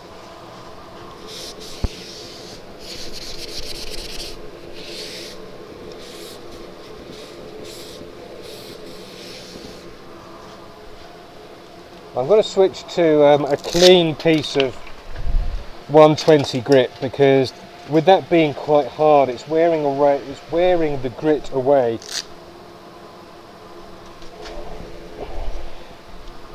So a clean piece of 120 grit should help with that.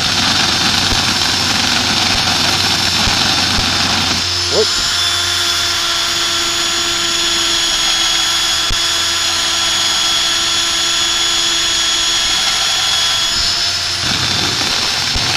Always keeping the head moving.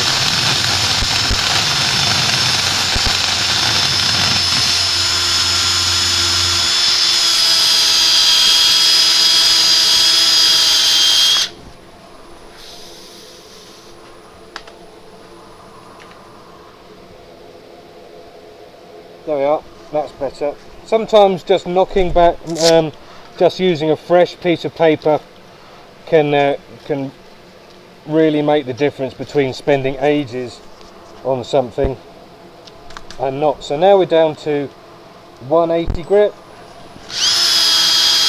If I can speed the lathe up a little bit now. Now the speed of the lathe is very much a personal choice. I like to have the lathe at about 75% of the speed that I was turning at. So we're at 500 RPM now. Fairly slow. But depending upon the size of the piece, obviously the bigger the piece, the slower you need to go.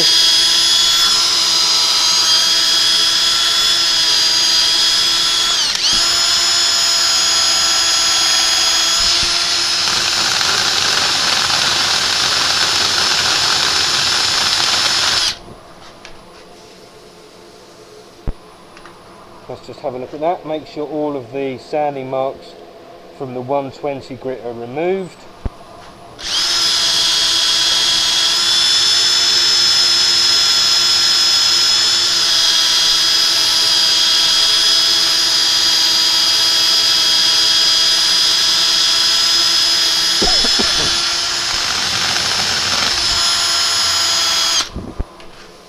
And we'll just stop and check that. Now this is the kind of level of attention to detail I go to on all of my sort of normal pieces, because obviously this piece is up for auction.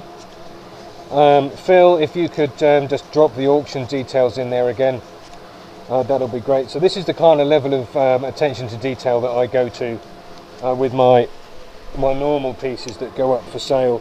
I'm very, very, very picky, or rather very fanatical about it, because at the end of the day it's the finish that's going to be seen for years and years and years, not necessarily the method that you use to get there.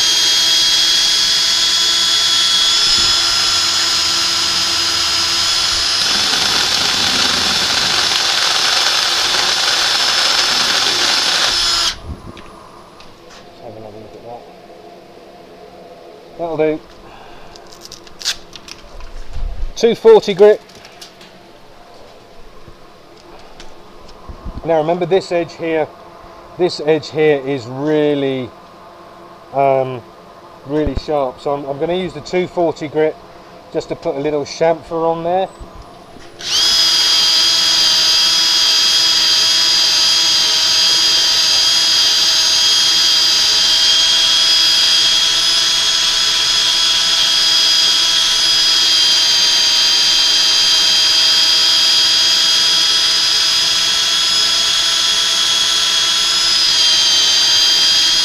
Obviously I'll put that chamfer on there in a minute.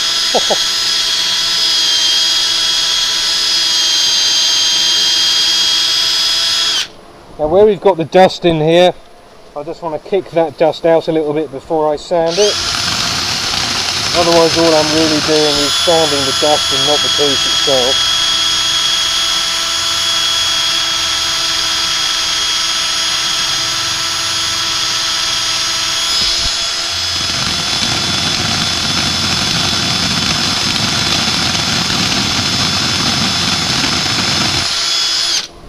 Once more round the middle for good luck,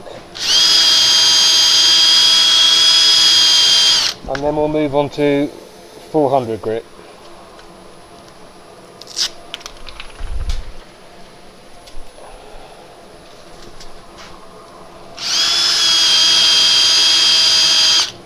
Put it on squarely, that'll help as well.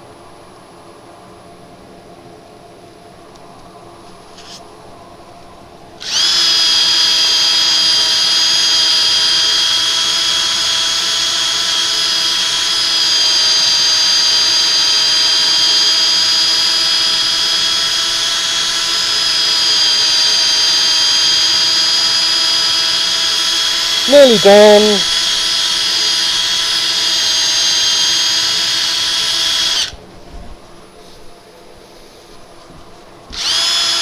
Oh, I forgot to do the very edge.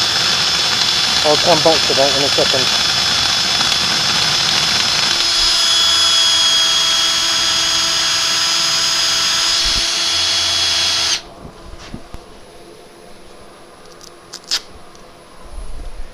Right, clean bit of 240. Now, because there's been a little bit of movement in the piece over the last few days, I'm going to slow the lathe right down.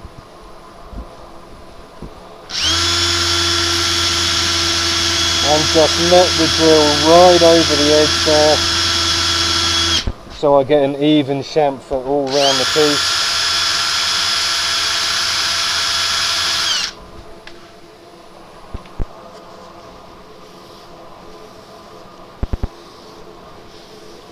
Just like that. Now that edge there is nice and crisp and clean. It's not sharp and it feels absolutely lovely. Okay, whoop. Right, so I'm going to switch the extractor off now.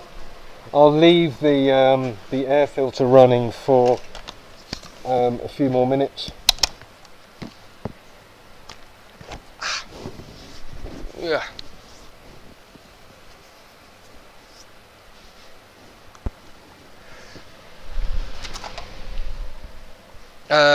Right, okay, there's a few questions here. Rex B, do you have a picture of the other side? It's already completed. Yes, Rex, it was completed on Tuesday and Thursday. Today we're just finishing it off, so if you stick around, I'll obviously turn it around and show it for you in a minute.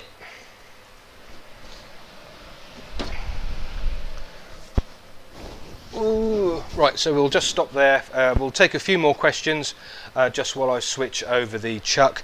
I'm not going to put any finish on it just at the minute. I'm going to save that to the very end. Find that towel and put it down. So that feels really silky smooth.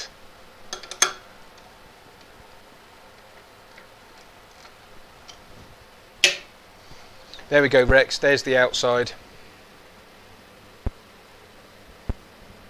Super shiny. For those of you who are enjoying the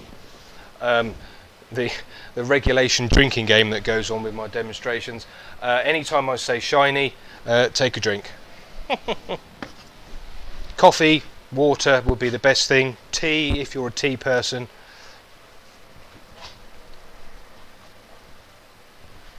Right, I'm going to switch over the chucks.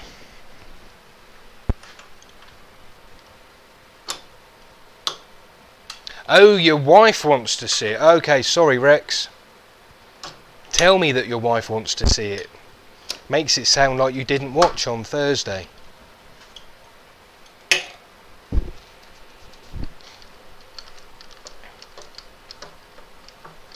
Chris Sullivan, don't dink my bowl.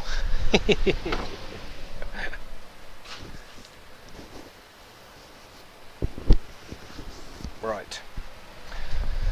Okay. Right, so these are coal jewels. It's not a funny looking clock. Live stream Rob, thank you.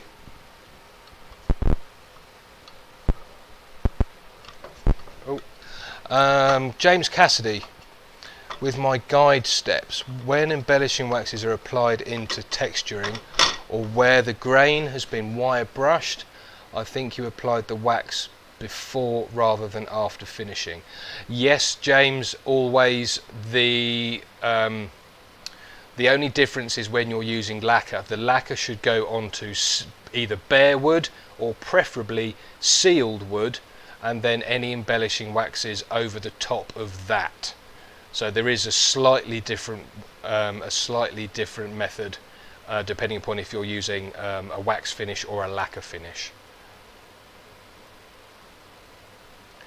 Paul Kavanagh, was anything further done since Thursday? No, Paul.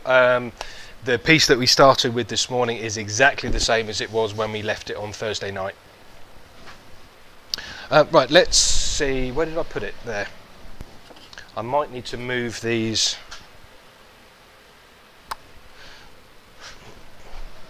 Cool. I'm being really careful handling this piece because obviously somebody's going to be winning it and buying it. I don't want to have to. I don't want to have to finish it or do it again. Hi, David. David McClernand.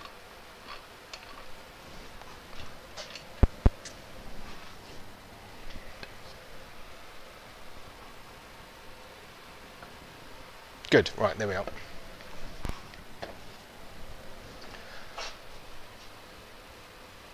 Oh dear, you're bickering about whose bowl it is. Well, as Phil's just said, it will be the highest bidder that wins the bowl. Please don't please don't get too aggressive over it. Turner Steve, no, I haven't finished the inside yet. I've sanded it, but I'll put a finish on at the end. Jim Smithers, hi Jim.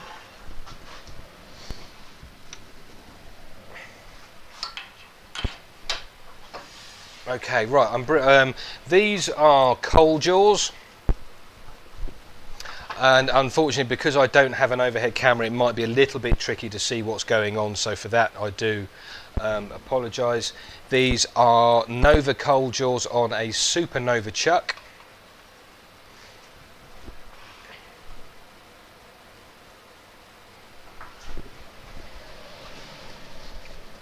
And the buttons here. The gripper buttons here are all in the right place, and behind the piece, or between the piece and the face of the jaws, let's just move this out of the way.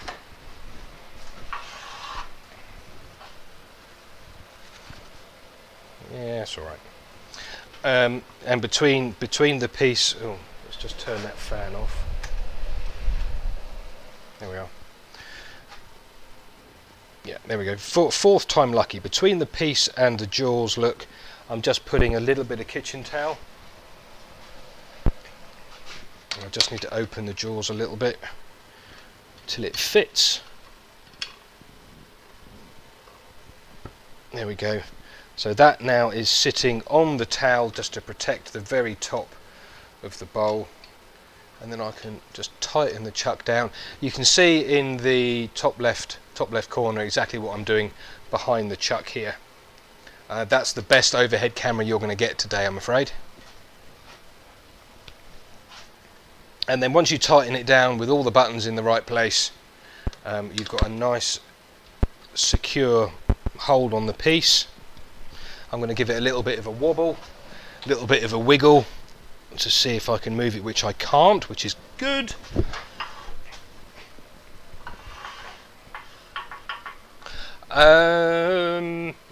Shiny Pixie, Nova Jaws extended. Yes, Shiny, they are. These are the standard 12-inch Nova Jaws to here, and then they've got the extensions on the outside. I've got no idea where to get them from now. I've had these for about 4 years. So, Shiny Pixie, if you are in the UK, I would have a look at perhaps Turner's Retreat in Doncaster. They are the UK distributor for Nova now.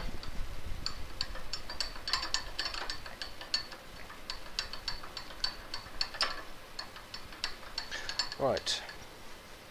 So I'm just going to bring the live center up. Oh, no, I'm not. Oh, what an idiot.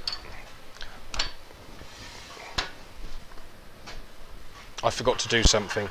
One thing that I do need to do is just double check the headstock and the tailstock are in alignment, because I moved the tailstock backwards the other day, yesterday actually, just while I was sorting out some stuff for this new techie setup. So I just need to double check that the... Cool. I nearly dropped it. I just need to double check that the headstock and the tailstock are aligned properly.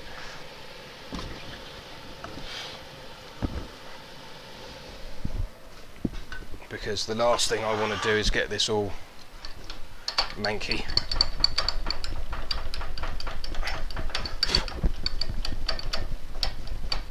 Bear with me a minute.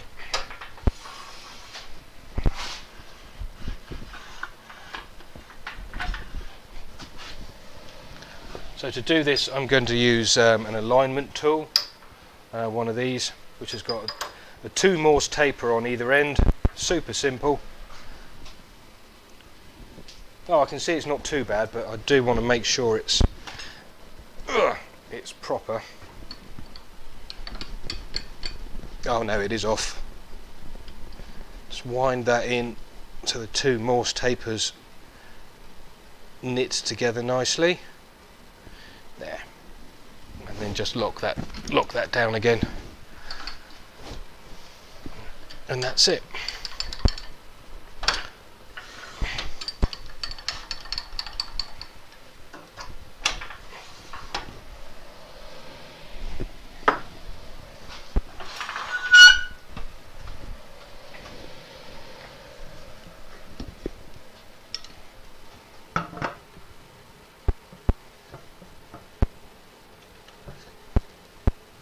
Really carefully put this back on. Oops. Alison, sorry.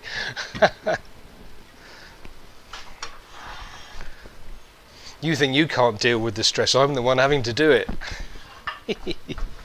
Right, where's the live centre? There it is. Now this is removing the tenon is quite a tricky, well, it's not particularly tricky, to be fair, but the only thing holding this piece onto the lathe now are these little buttons, so you've got to make sure that your tool work is good and accurate and sharp. That's really important. So we'll just put that in there like that. Slow the lathe right down, make sure nothing's going to hit, and I take the spindle lock out. That's helpful. Right, so let's just speed that up. There it is. Lovely. So there we go. Now one thing I will do to give you a slightly better view is raise that camera up and point it back down. That's about as good as a view as you're going to get until I get the new cameras in position. If I see a few of you are talking about the order of which things are done as far as colouring and stuff's concerned, I'll go through that with you again shortly. Right, I've got a nice sharp spindle gouge. Find the glasses. So I'm going to use a spindle gouge to take the tenon off very, very carefully. Now these jaws should not be spun any more than 600 RPM. So I'm just going to really carefully take this off. I'm going to take my time with it as well, because one catch and the piece can come off the lathe. I thought this spindle gouge was sharp, but it's not. So I'll just sharpen the spindle gouge.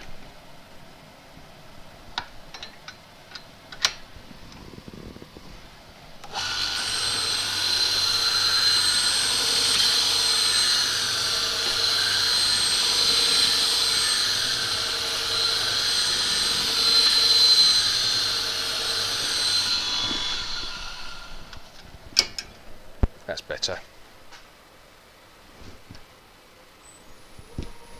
Right.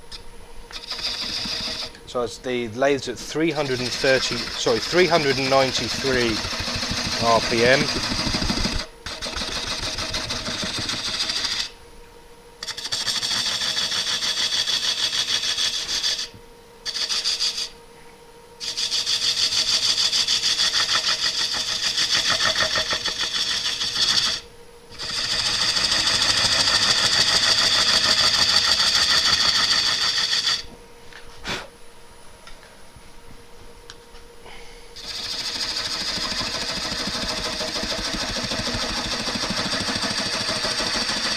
Forgive me if I go a little bit quiet during this, I need to concentrate on what I'm doing.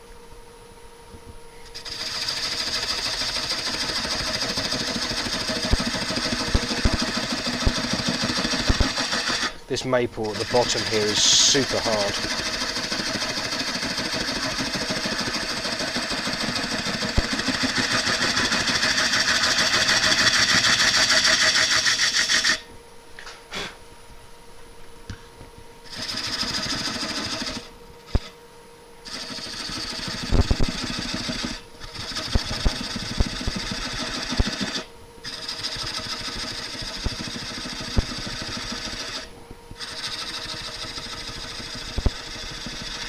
Gone dull again.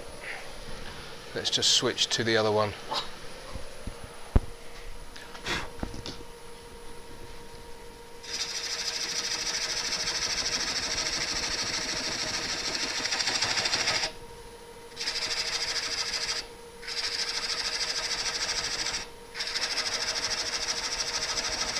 So I'm now just working my way back over to the live centre there, very carefully, taking light cuts as we go, because as I said, one catch and it could pop this piece out of the jaws, which obviously we definitely don't want to be doing. We don't want that today, nor any day really.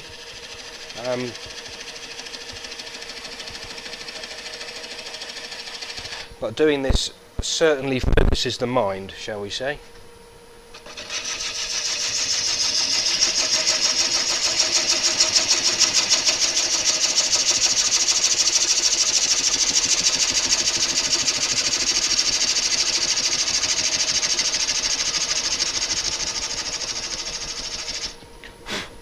Right, so it's now nearly time to remove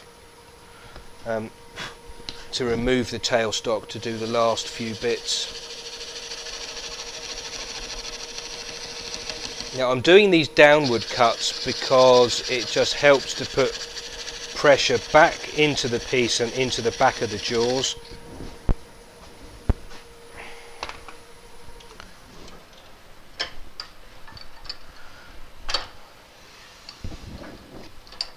Okay, right, here we go.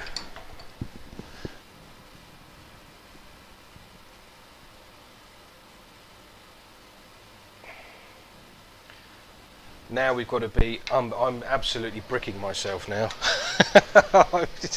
I just need to sharpen this spindle gouge again.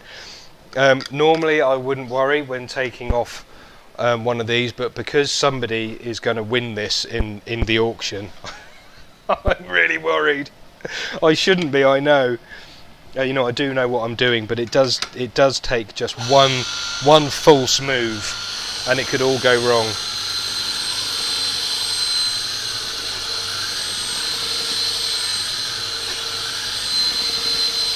So I'm making sure the spindle gouge is really nice and sharp. Let's switch the air filter off as well. There we go. Right, okay everybody, hold your breath. I'm going to move the tool rest over there a little bit as well and raise it up a touch. Okay, right, here we go. Hold your breath.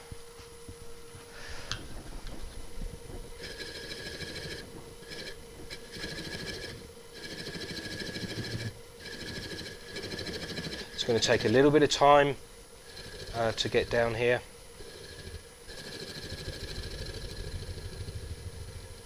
And it is again, just as I said, it's under 400 degrees. 400 degrees, 400 RPM, it's at 393.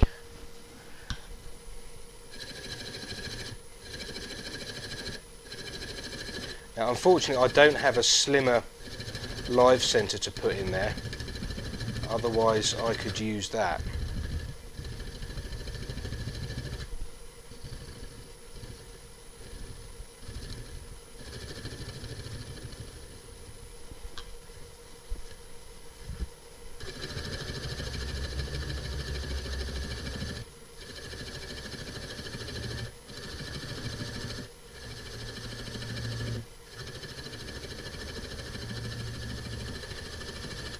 Super light cuts to get these down. Sorry you can't see any closer.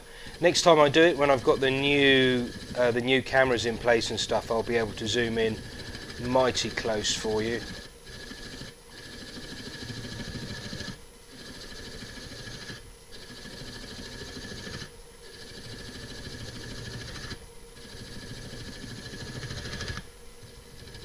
Oh God. I really ought to remember to breathe.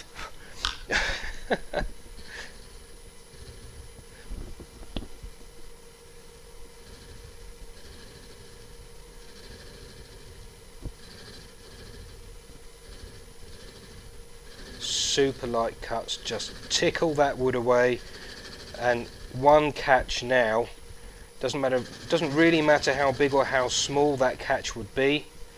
One little catch in here now could send the piece out of the jaws.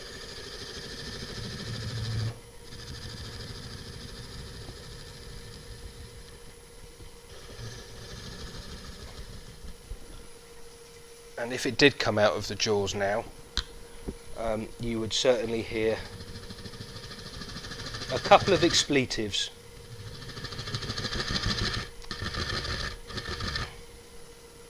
But I would be very good and try not to, of course.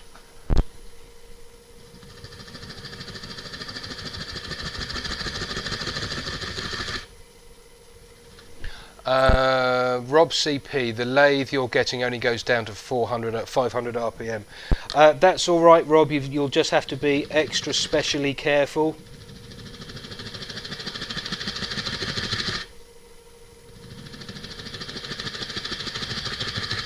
So I'm just working on a little flat spot down here so I can put the maker's mark in, and obviously the whole piece is ever so slightly undercut, so there's a little ridge running round the outside of the foot here.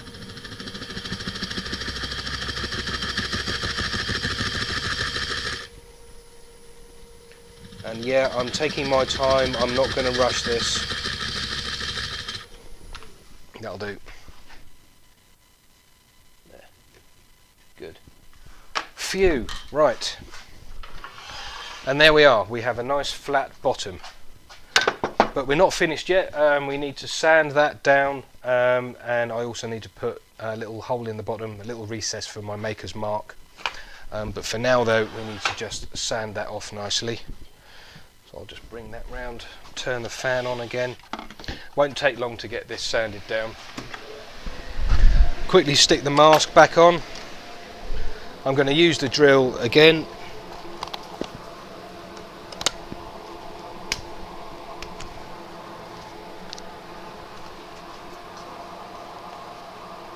Ted Weeks, I'm using the spindle gouge for the bottom because it gives a finer, more delicate cut than a bowl gouge.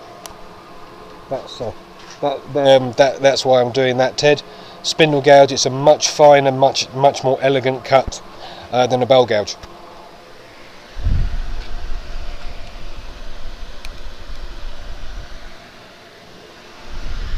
You can use other tools to do that if you want to.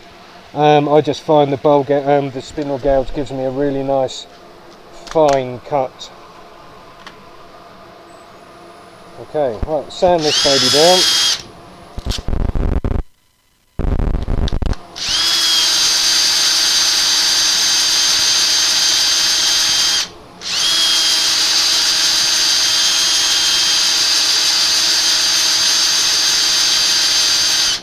Now, one thing to remember here is, don't get it too hot.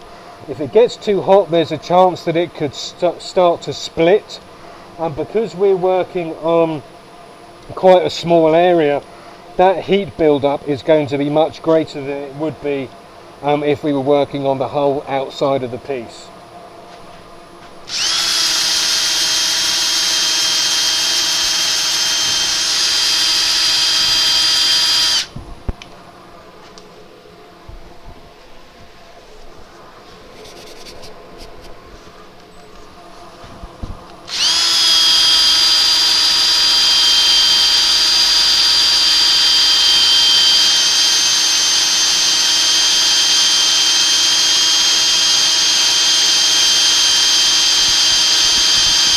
And be very careful not to slip off the edge onto your beautifully polished, shiny lacquer surface.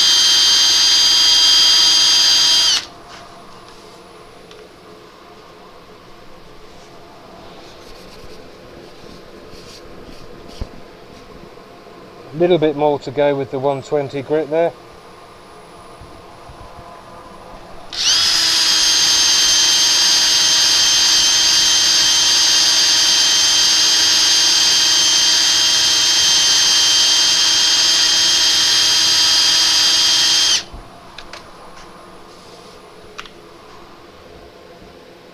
Now, super. So from the 120, I'm going to cut a little corner and go straight down to 240.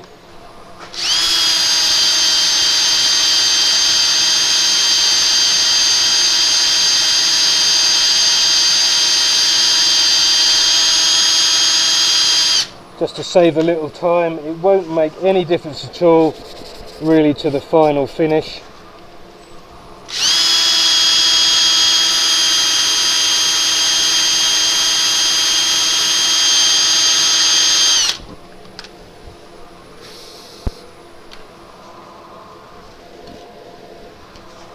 And then finally 400.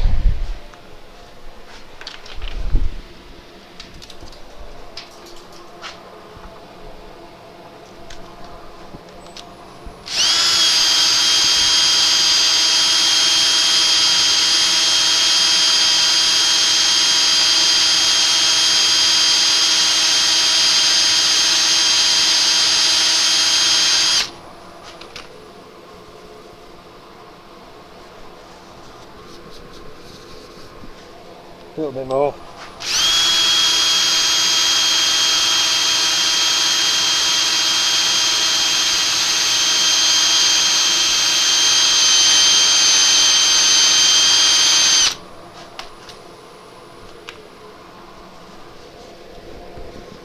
Super. Right, extract it off, fan off. Right, now we can start thinking about putting the maker's mark on it. Whew. Now the maker's marks I use, I'm sure you've all seen those before.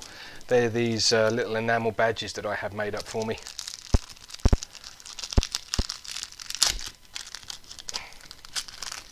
And I need a 30mm hole in the bottom there in order to make that fit.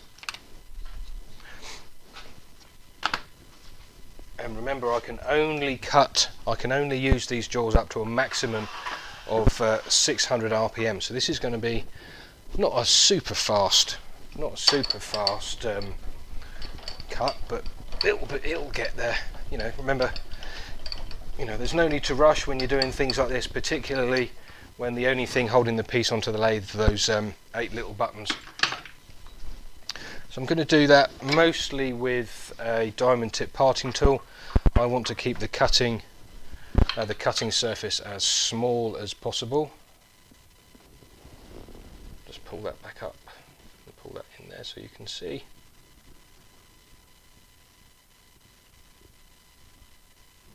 There we go. Right, glass is back on. I'm going to keep that. I'm going to bin that one.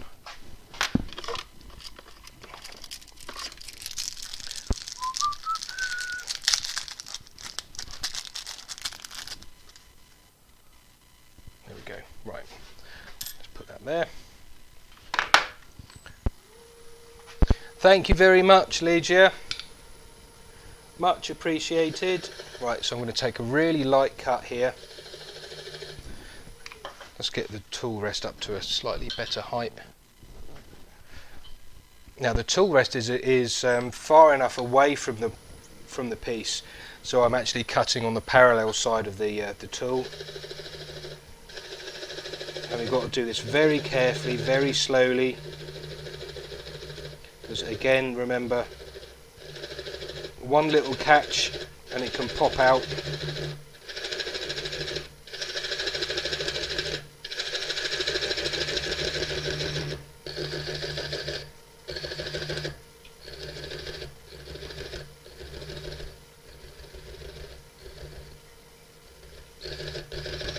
Ugh.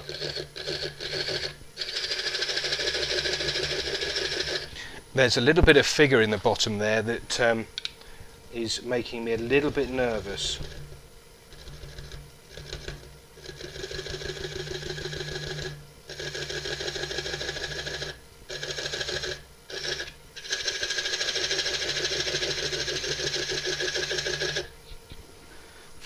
So I haven't actually measured the distance that I need to come out for this piece, for the little badge insert bit. What I'm going to do is I'm just going to move out and just do little test fits when I think I'm out far enough.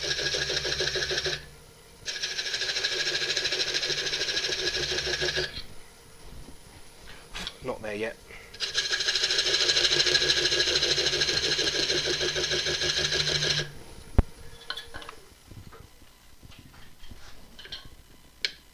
Okay, a little bit further.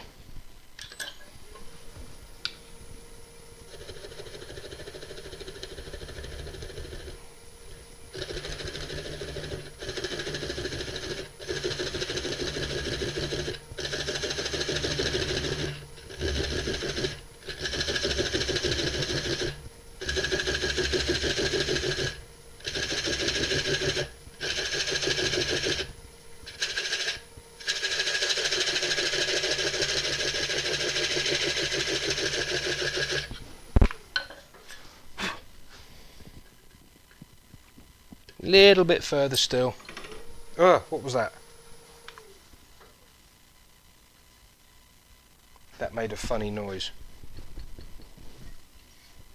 Sorry, I think it was just the jaws settling back down. Every so often it does that. Just makes a funny little rattling noise. There's nothing wrong, it just makes a little rattling noise.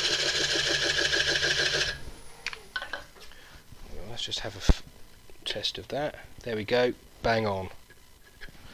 So it's a little bit high in the middle still, so I've just got to work that down.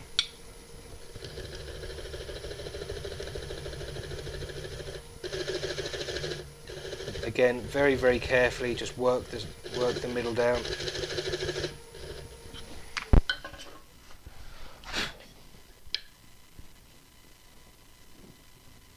Yeah, that's okay. Right, now there's a little bit of a lip there, which with a little bit of sandpaper, I'm just going to just touch that edge off. Just round that edge over just a tiny bit, so it's nice and smooth. And now what we're going to do is we're going to make a little bit of Eileen, thank you very much. Thank you, Eileen. Now just to make the just to decorate the bottom a little bit, we're going to use the Sorby spiraling tool, so we can just make the bottom of this look really posh.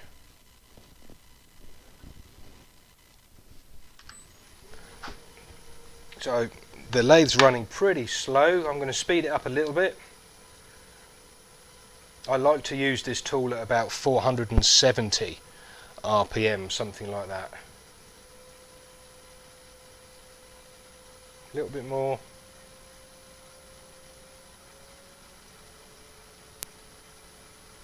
There we go, 468, that'll do. So I'm going to put this in. Now there are loads of videos, or the technique I use for using this tool is in plenty of videos on my YouTube channel. But I'm going to put it in, stick it into the wood where it's almost upright, and just hold it there for 1 or 2 seconds, or maybe a bit longer. Change the angle, move it out. Same length of time, change the angle, move it out. Change the angle again, move it out a little bit.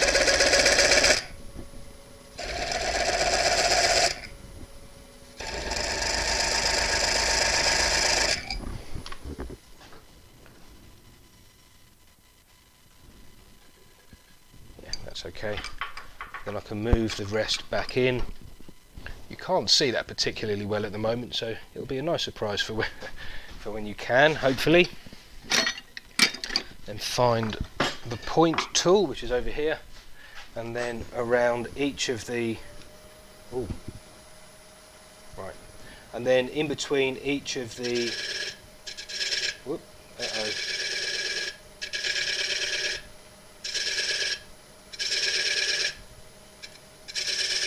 yeah, and then in between each of the little bits of spiraling there, I'm just going to put a little line just to highlight that a bit.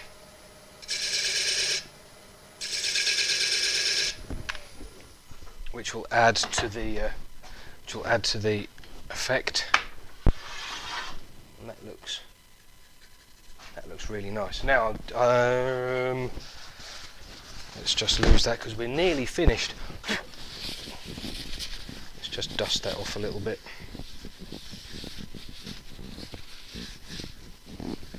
There. Right, a little bit of sanding sealer going on there. I want to put a bit of sanding sealer on, particularly in the inside here, so the super glue or the CA glue, when I put that on, won't seep through into the bowl.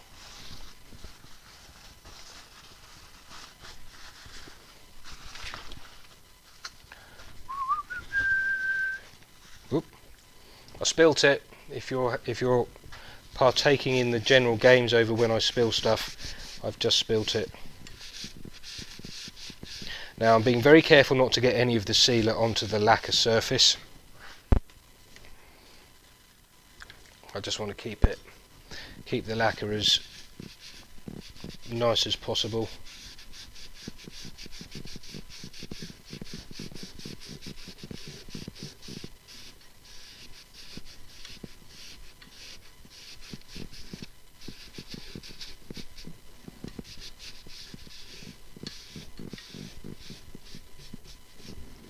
I think that's got everything, maybe one more coat.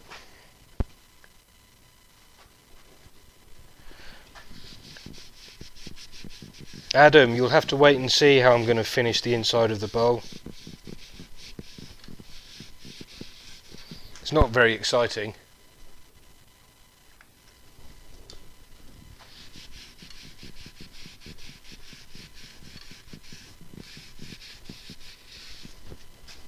Right, there we go.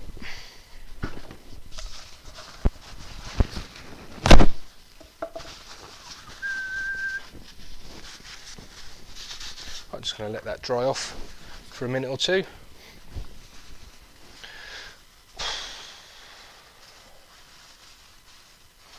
Right, how is everybody? I need a cup of tea. I never drink tea, so I need a can of Diet Coke instead.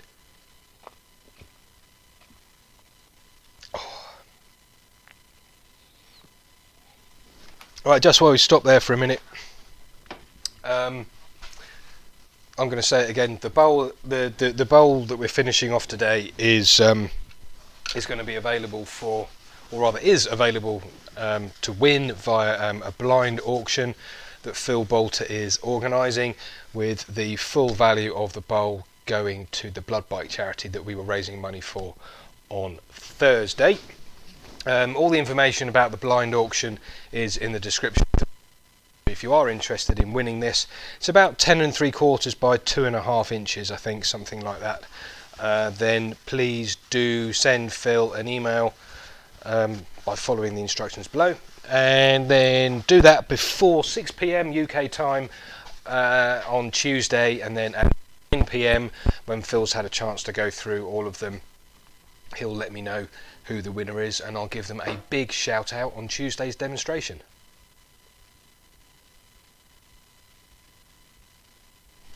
Right. Steve Ash, when Martin glances at the chat, he must think, what the hell's they on about? I do, Steve, sometimes, yeah.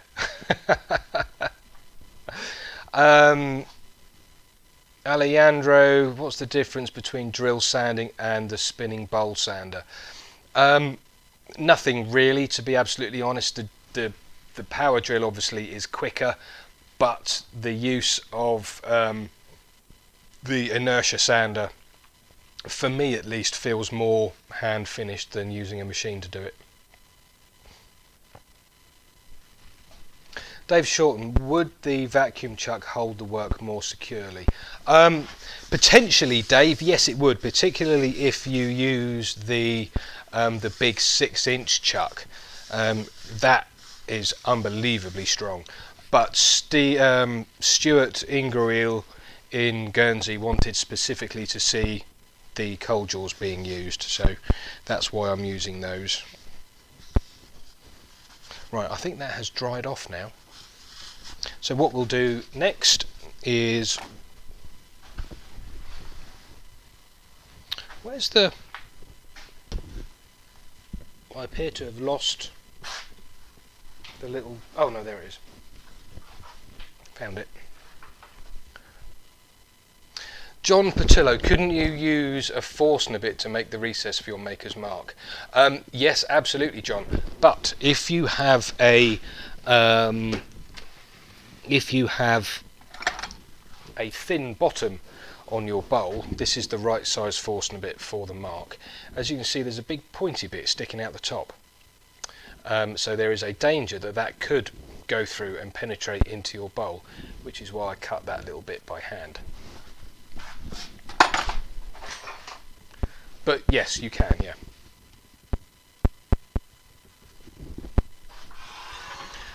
Right, okay, I'm going to move the tool rest out the way, and because these badges are enamelled, they've got enamel on the back, I'm just going to sand off or make some key marks in the enamel there, just sand it lightly.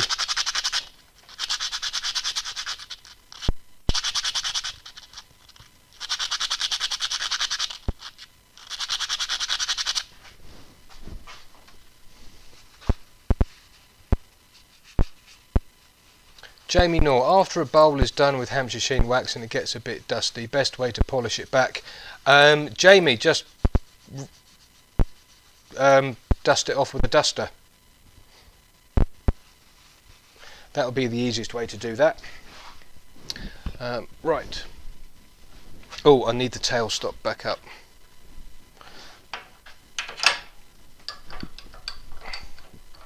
Right, so for this bit, I'm going to bring the tailstock back up and have a thick wad of paper towel in the very near vicinity. A bit of wood would probably be better. And I'm going to put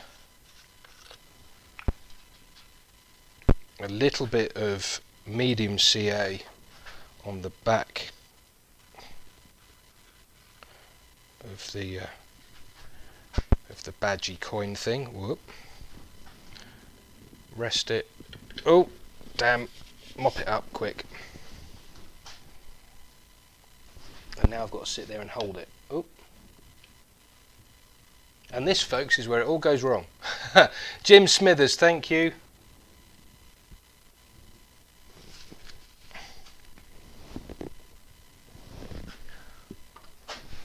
I'm just going to hold this for a minute. The idea was to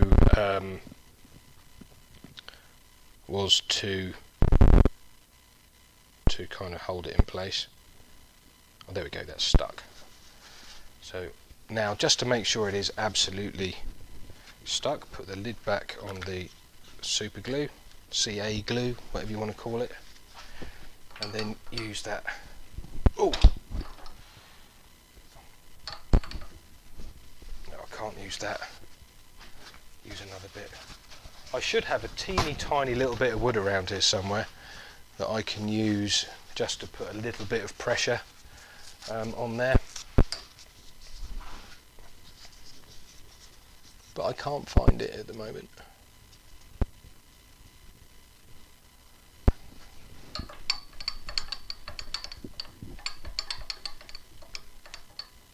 There we go.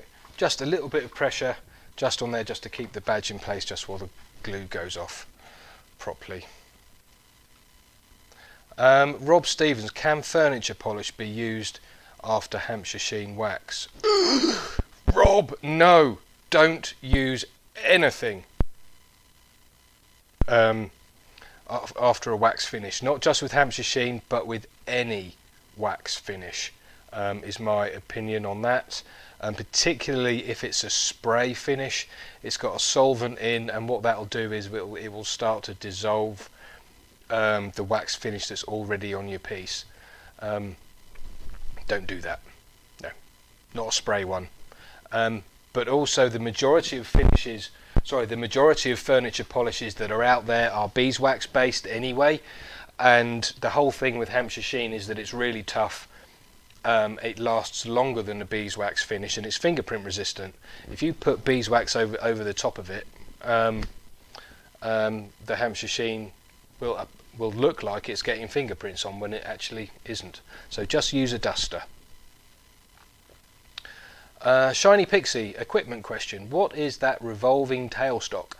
I've been looking for a revolving cup stock with the thread for accessories and seen the Sorby and a one-way. This one, Shiny Pixie, is from Axminster, and it actually came with the lathe. And it does, there is another one, it's from the Evolution series of products from Axminster, and it does actually come with a cone centre as well, but you can just you can unscrew the cone centre. Sorry, I nearly dropped a coffee cup. Yeah, it actually comes with a cone centre as well that you can unscrew, and it's a live centre as well. Really, really, really handy piece of kit.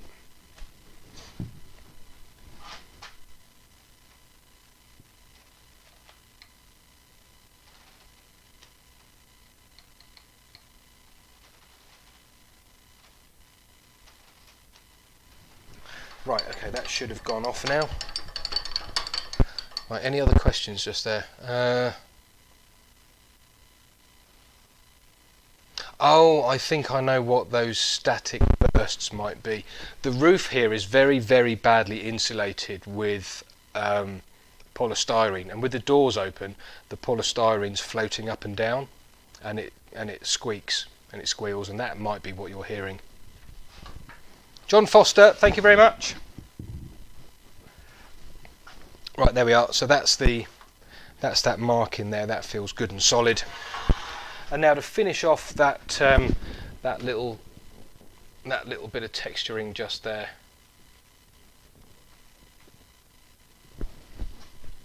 I'm going to use a little bit of black wax just to highlight that off a little bit.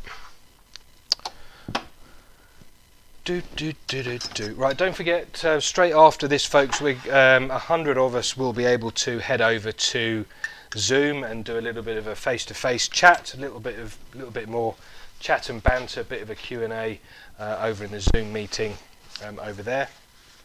There is space only for 100 people, I'm afraid, and if you bear with me a sec, I will just drop the link into the chat again. Yep, there it is. So I'm afraid it's going to be first come, first served for that. And that will be in Zoom straight after this demonstration for a bit of a face-to-face chat. Right, so I'm going to put this black wax over the top.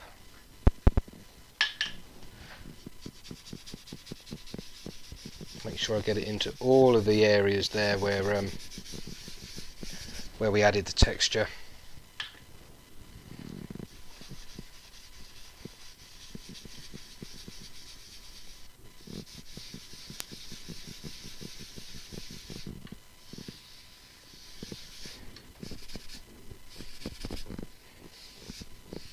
There we go, and we'll let that dry off a little bit.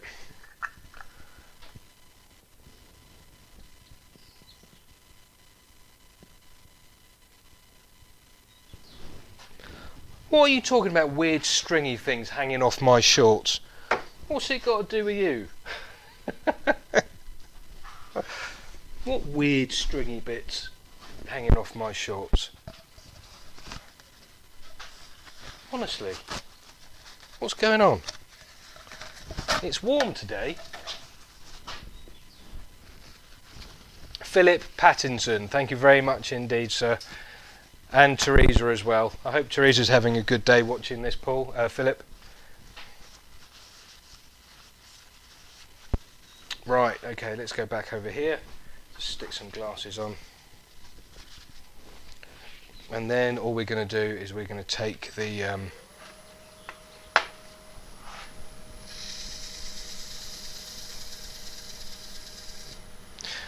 just going to take that wax off the surface. Because remember, with embellishing waxes, we only need the wax in either the texture of the wood or the grain of the wood, depending upon what we're using. Oh yeah, that looks really nice, that.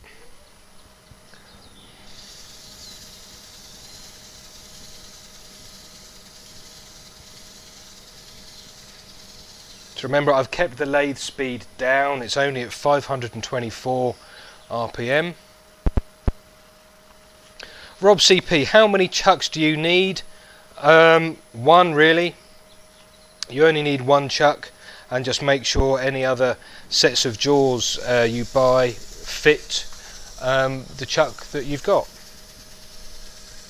I have loads of chucks, purely because it just makes it easier for demonstrations to be able to switch from one chuck to another one with the next correct set of jaws on. You know, but for the most part, one chuck will be absolutely fine. Right, so there's the bottom finished.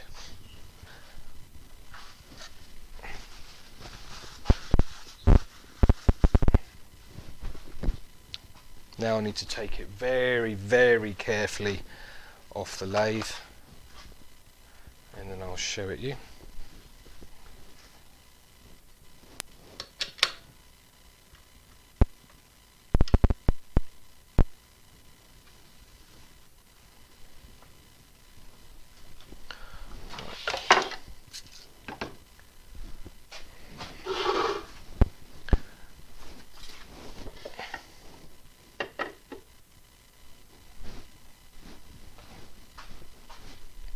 Right,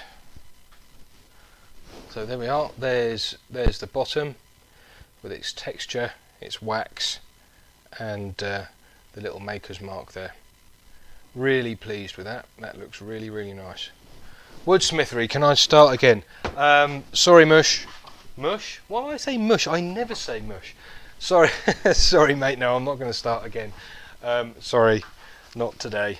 But I do need to just put a little bit of a finish on the inside.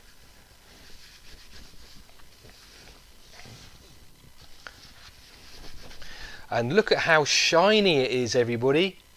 Shiny, shiny, shiny. That's 3 more drinks if you are partaking in today's drinking game.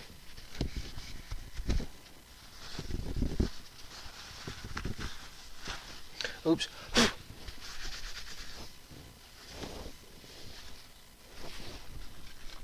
Right, now for the inside, to finish the inside, what I'm going to do is I'm just going to put an oil in it, just an oil finish. So whoever wins the bowl in the blind auction can actually use this piece as a functional item, as a fruit bowl or a salad bowl or something like that.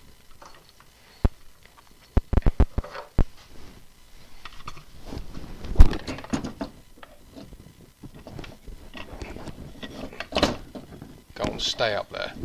I just need to rearrange some of the screws and things like that. Right, so what we're going to do just on the inside is put a couple of coats of oil. Well, I'll put one on today, probably one on tomorrow as well, and then a final one probably Monday. So come Tuesday or Wednesday, when it will be ready for shipping off to the winner, it will be all nice and ready to go. So unsurprisingly, everybody, I think you won't be surprised to learn that I'm going to be using Hampshire Sheen Food and Toy Safe Danish oil. Less smelly than the other ones. It goes on nice and thin. It penetrates nicely into the wood.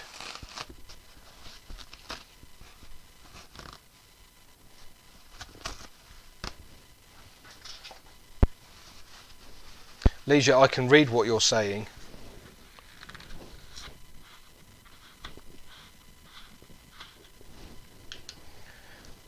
I didn't put your neighbour's address on it. Natalia did. Right, so we're going to put a little bit of oil on there. That's a single coat to start with, single light coat.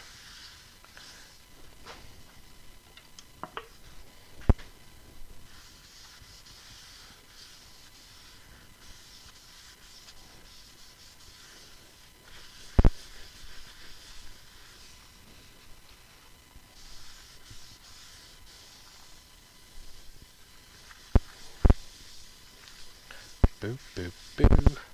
And you can see, just like normal, when applying an oil, it brings the grain out really, really nicely.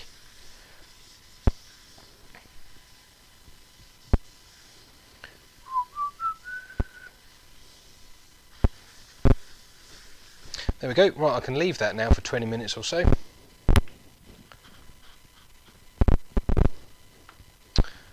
Oh, there we go.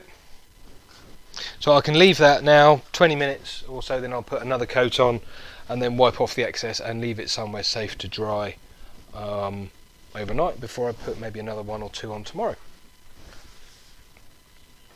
So there's the inside. That's looking super shiny at the moment because there we are, that's a bit better down there. So there's a single coat of oil on there at the minute, and then there's the back, super shiny, and it's 10.5 ish by 2.5, 2 3/4, something like that. If you want it, place a bid in the blind auction, and the highest bidder will win it, and all the money will go to the blood bikes. Stephen Rickett, do you seal after oil? No, not on a functional piece, Stephen. I would seal after the oil if it was for a decorative piece, but not if it is for a functional piece. Right, let's do some questions then, folks, because that is the end of today's demonstration. I'm going to do a few minutes Q&A here, and then we're going to head over to the Zoom meeting that I posted the link to several times today, and then we'll do a little bit of face-to-face chatting and a little bit more banter and a little bit more Q&A, because as I have said before, as I've said a few times today is the last Saturday demonstration I'm going to be doing for the... Thank you very much, Alison and Mike. You're amazing people. Thank you so much. I really, really appreciate that. Shiny Pixie, you're very welcome. Have fun this afternoon. Stay safe. What was I saying? Yeah, so this is the last Saturday demonstration there's going to be. I just need to sort of ease back a little bit, particularly as I've been online 5 nights this week, or 5 days this week, so time to have a little bit of a break. And yeah, demonstrations, 2 more demonstrations coming up on Tuesdays. Rob Stevens, have you ever experimented with embellishing waxes over pyrography? No, Rob, I haven't, but so long as you burn it deep enough, it should be absolutely fine. Thank you very much, Silk. You're a star. I'm really glad you enjoyed it today. Rob CP, am I right in thinking people always leave the bowl natural in the middle bit? No, absolutely not. I've got some pieces around somewhere where I've coloured the inside. You know, it's your bowl, you can do what you like with it. It's your wood, you can do what you like with it.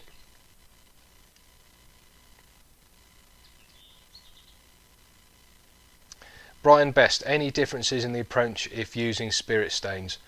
Not really, Brian. You'll just have to work a bit quicker if you're using spirit stains, because they obviously evaporate, and particularly on a nice warm toasty day like today, you'll notice that the alcohol just goes poof, and you've got almost no time to move it around the wood, whereas with water-based colours like the ones I make, you've got a little bit more time just to move those colours smoothly over the piece. Eric McRae, thank you very much.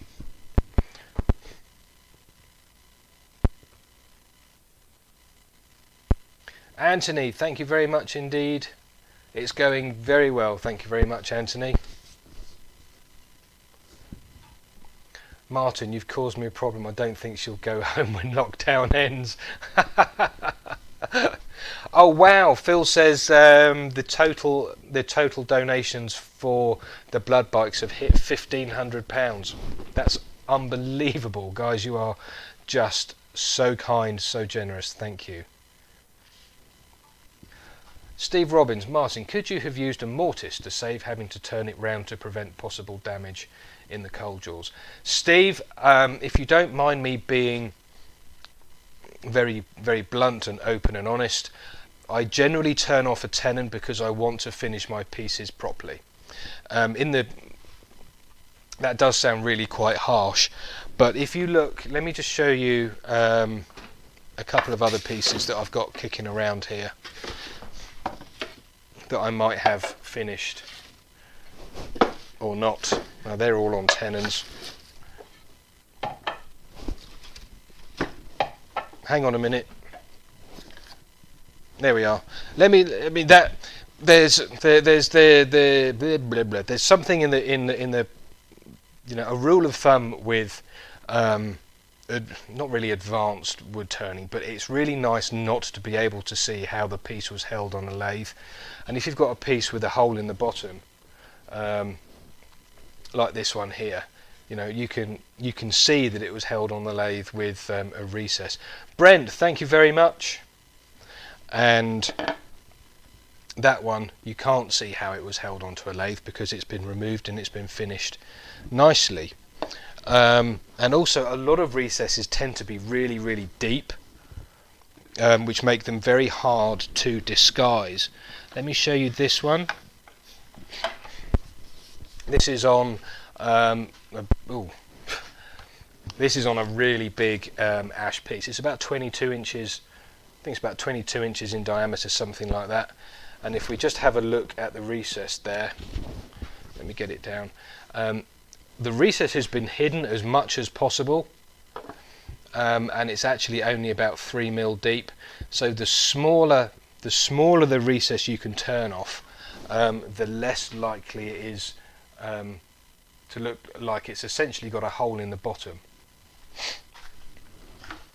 So just, that might sound really, really harsh, and you can also turn a recess away, and using exactly the same process as the coal jaws. But you've got to always be cautious of the amount of thickness you've got in the very bottom of the bowl after you turn it off.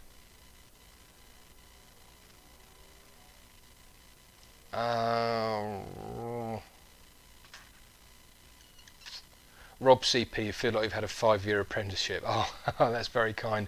I think all of us. Yeah, thank you very much, Rob.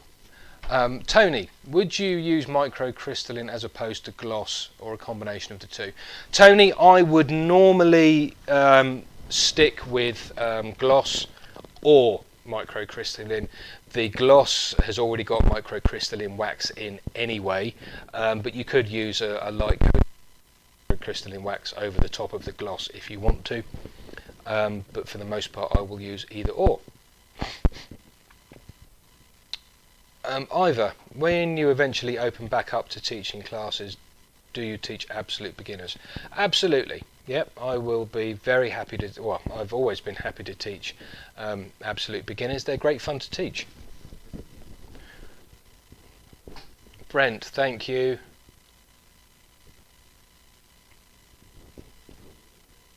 Real Ale, what blue did you use for the blue platter?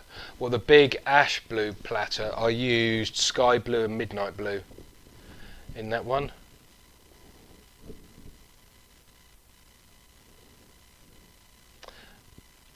Rob, when you were a box maker, the first thing a lady did was look it up and look at the bottom. Yeah, that's one way. Wood turners will always, or anybody who knows anything about wood turning, will always pick up a bowl and they'll always feel the rim, and then they'll always turn it over to see if the bottom's been finished or not. Okay, right, we'll do 10 minutes. We'll do 10 more minutes here, and then we will head over to Zoom so we can chat face to face for a change.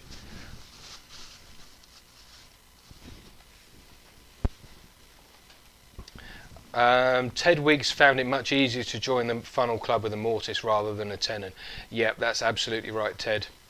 Much easier to join the funnel club that way.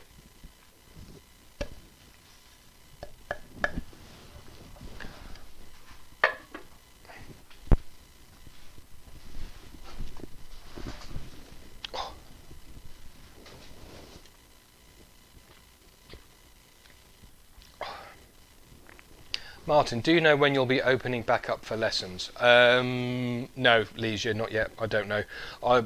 Same as everybody else, I will take guidance from the government on that, and also look at what a other people are doing, and also a healthy dose of my own common sense and the possibility of opening myself up to illness, I suppose, and the people around me, of course.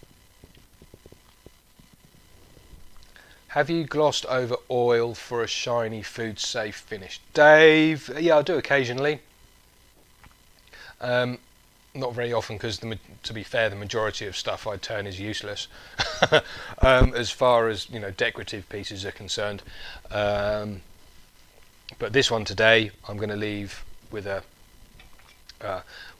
natural oil on the inside, and then the super duper shiny, Danish oil on the inside, and the super shiny outside. Adam, there will be many less.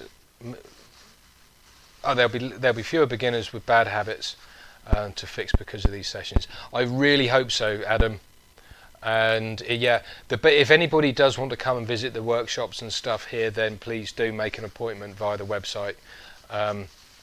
The staff on the garden centre here are pretty much instructed not to let anybody come down, because if I'm filming, or if I'm live, or if I'm doing something in the Hampshire Sheen shed, I can't accept visitors, and I want to make sure that I give people as much time as I can. Jim Smithers, thank you. Right, where's the oil? Right, and I just need to put one more coat of oil on here. Rob CP, nobody intends to join the funnel club.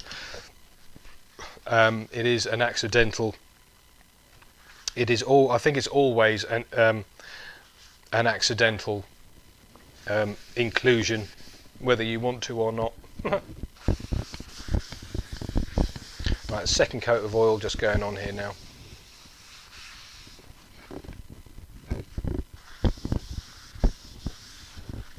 So in about 5 minutes I'm going to close this down, and then the first 100 people to head over to Zoom on the link I posted earlier will be very welcome to join me over there. It will be a bit of a Q&A, so we'll have to just kind of play it by ear, really, see how it goes.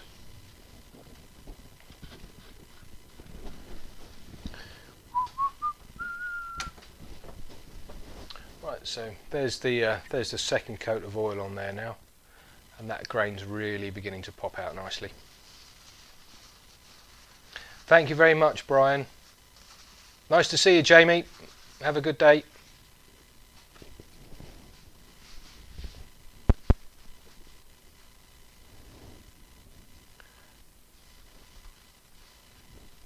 Ah, brilliant. No, you're out of the funnel club, Stuart. Well done. Can't believe it's 2:30.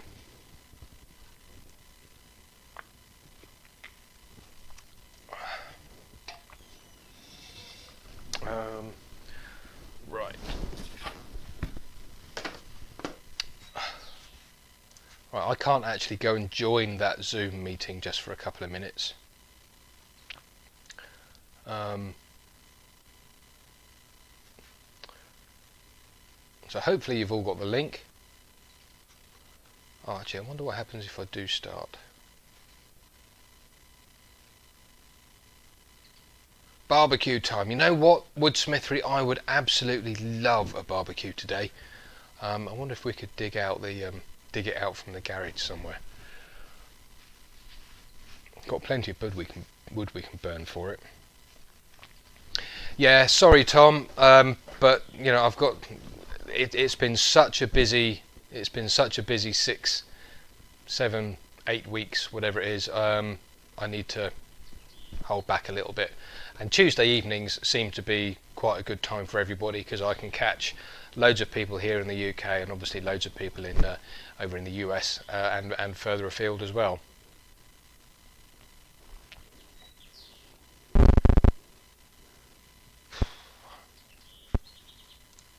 Right, so we've got a couple of minutes, so does anybody have any questions at all before we head over to Zoom?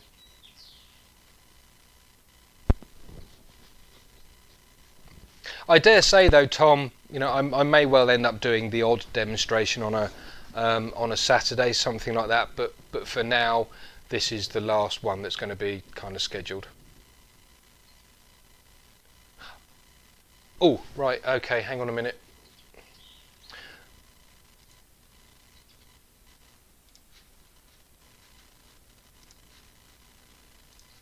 Oh dear. Right, there we go. Hopefully now. Right, the Zoom meeting is open. If you're wanting to head over to Zoom, there's only 100 spaces available in the Zoom meeting. Let me just paste that link again for you. Oh, there's the link if you want to join in for that. And I will just close that down. Well, not close it down, but drop that down a bit. Right, okay, if nobody has any further questions, then I'm going to bid you all a farewell and say thank you very much indeed for tuning in this week to the 3-part lacquer demonstration. I hope you enjoy it, or rather I hope you enjoyed it.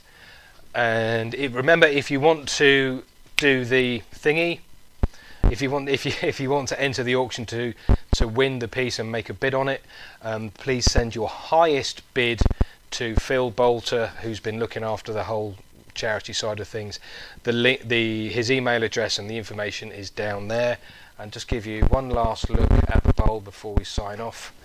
There it is, about 10.5 by 2 3/4, I think it was, or 3 inches. Super shiny piece, and the winner will receive this anywhere in the world. We'll send it to anywhere in the world, and all of the money that from your highest bid will head over to the Blood Bikes charity. So that's it. I will see you on Tuesday for the next demonstration, which is a beginner's guide to sanding and finishing, and that will just be on Tuesday only. And then the Tuesday after that, of course, will be the Thinking Turner's Turn, and that will be the end of the scheduled demonstrations. But I will be thinking of some more things to do and where else to go, and that kind of thing. So that's it, folks. Thank you very much indeed for joining me for these last few Saturdays. I'll look forward to seeing you on Tuesday night, or if you're over in Zoom, I'll look forward to seeing you there as well. All right, cheers guys, bye for now.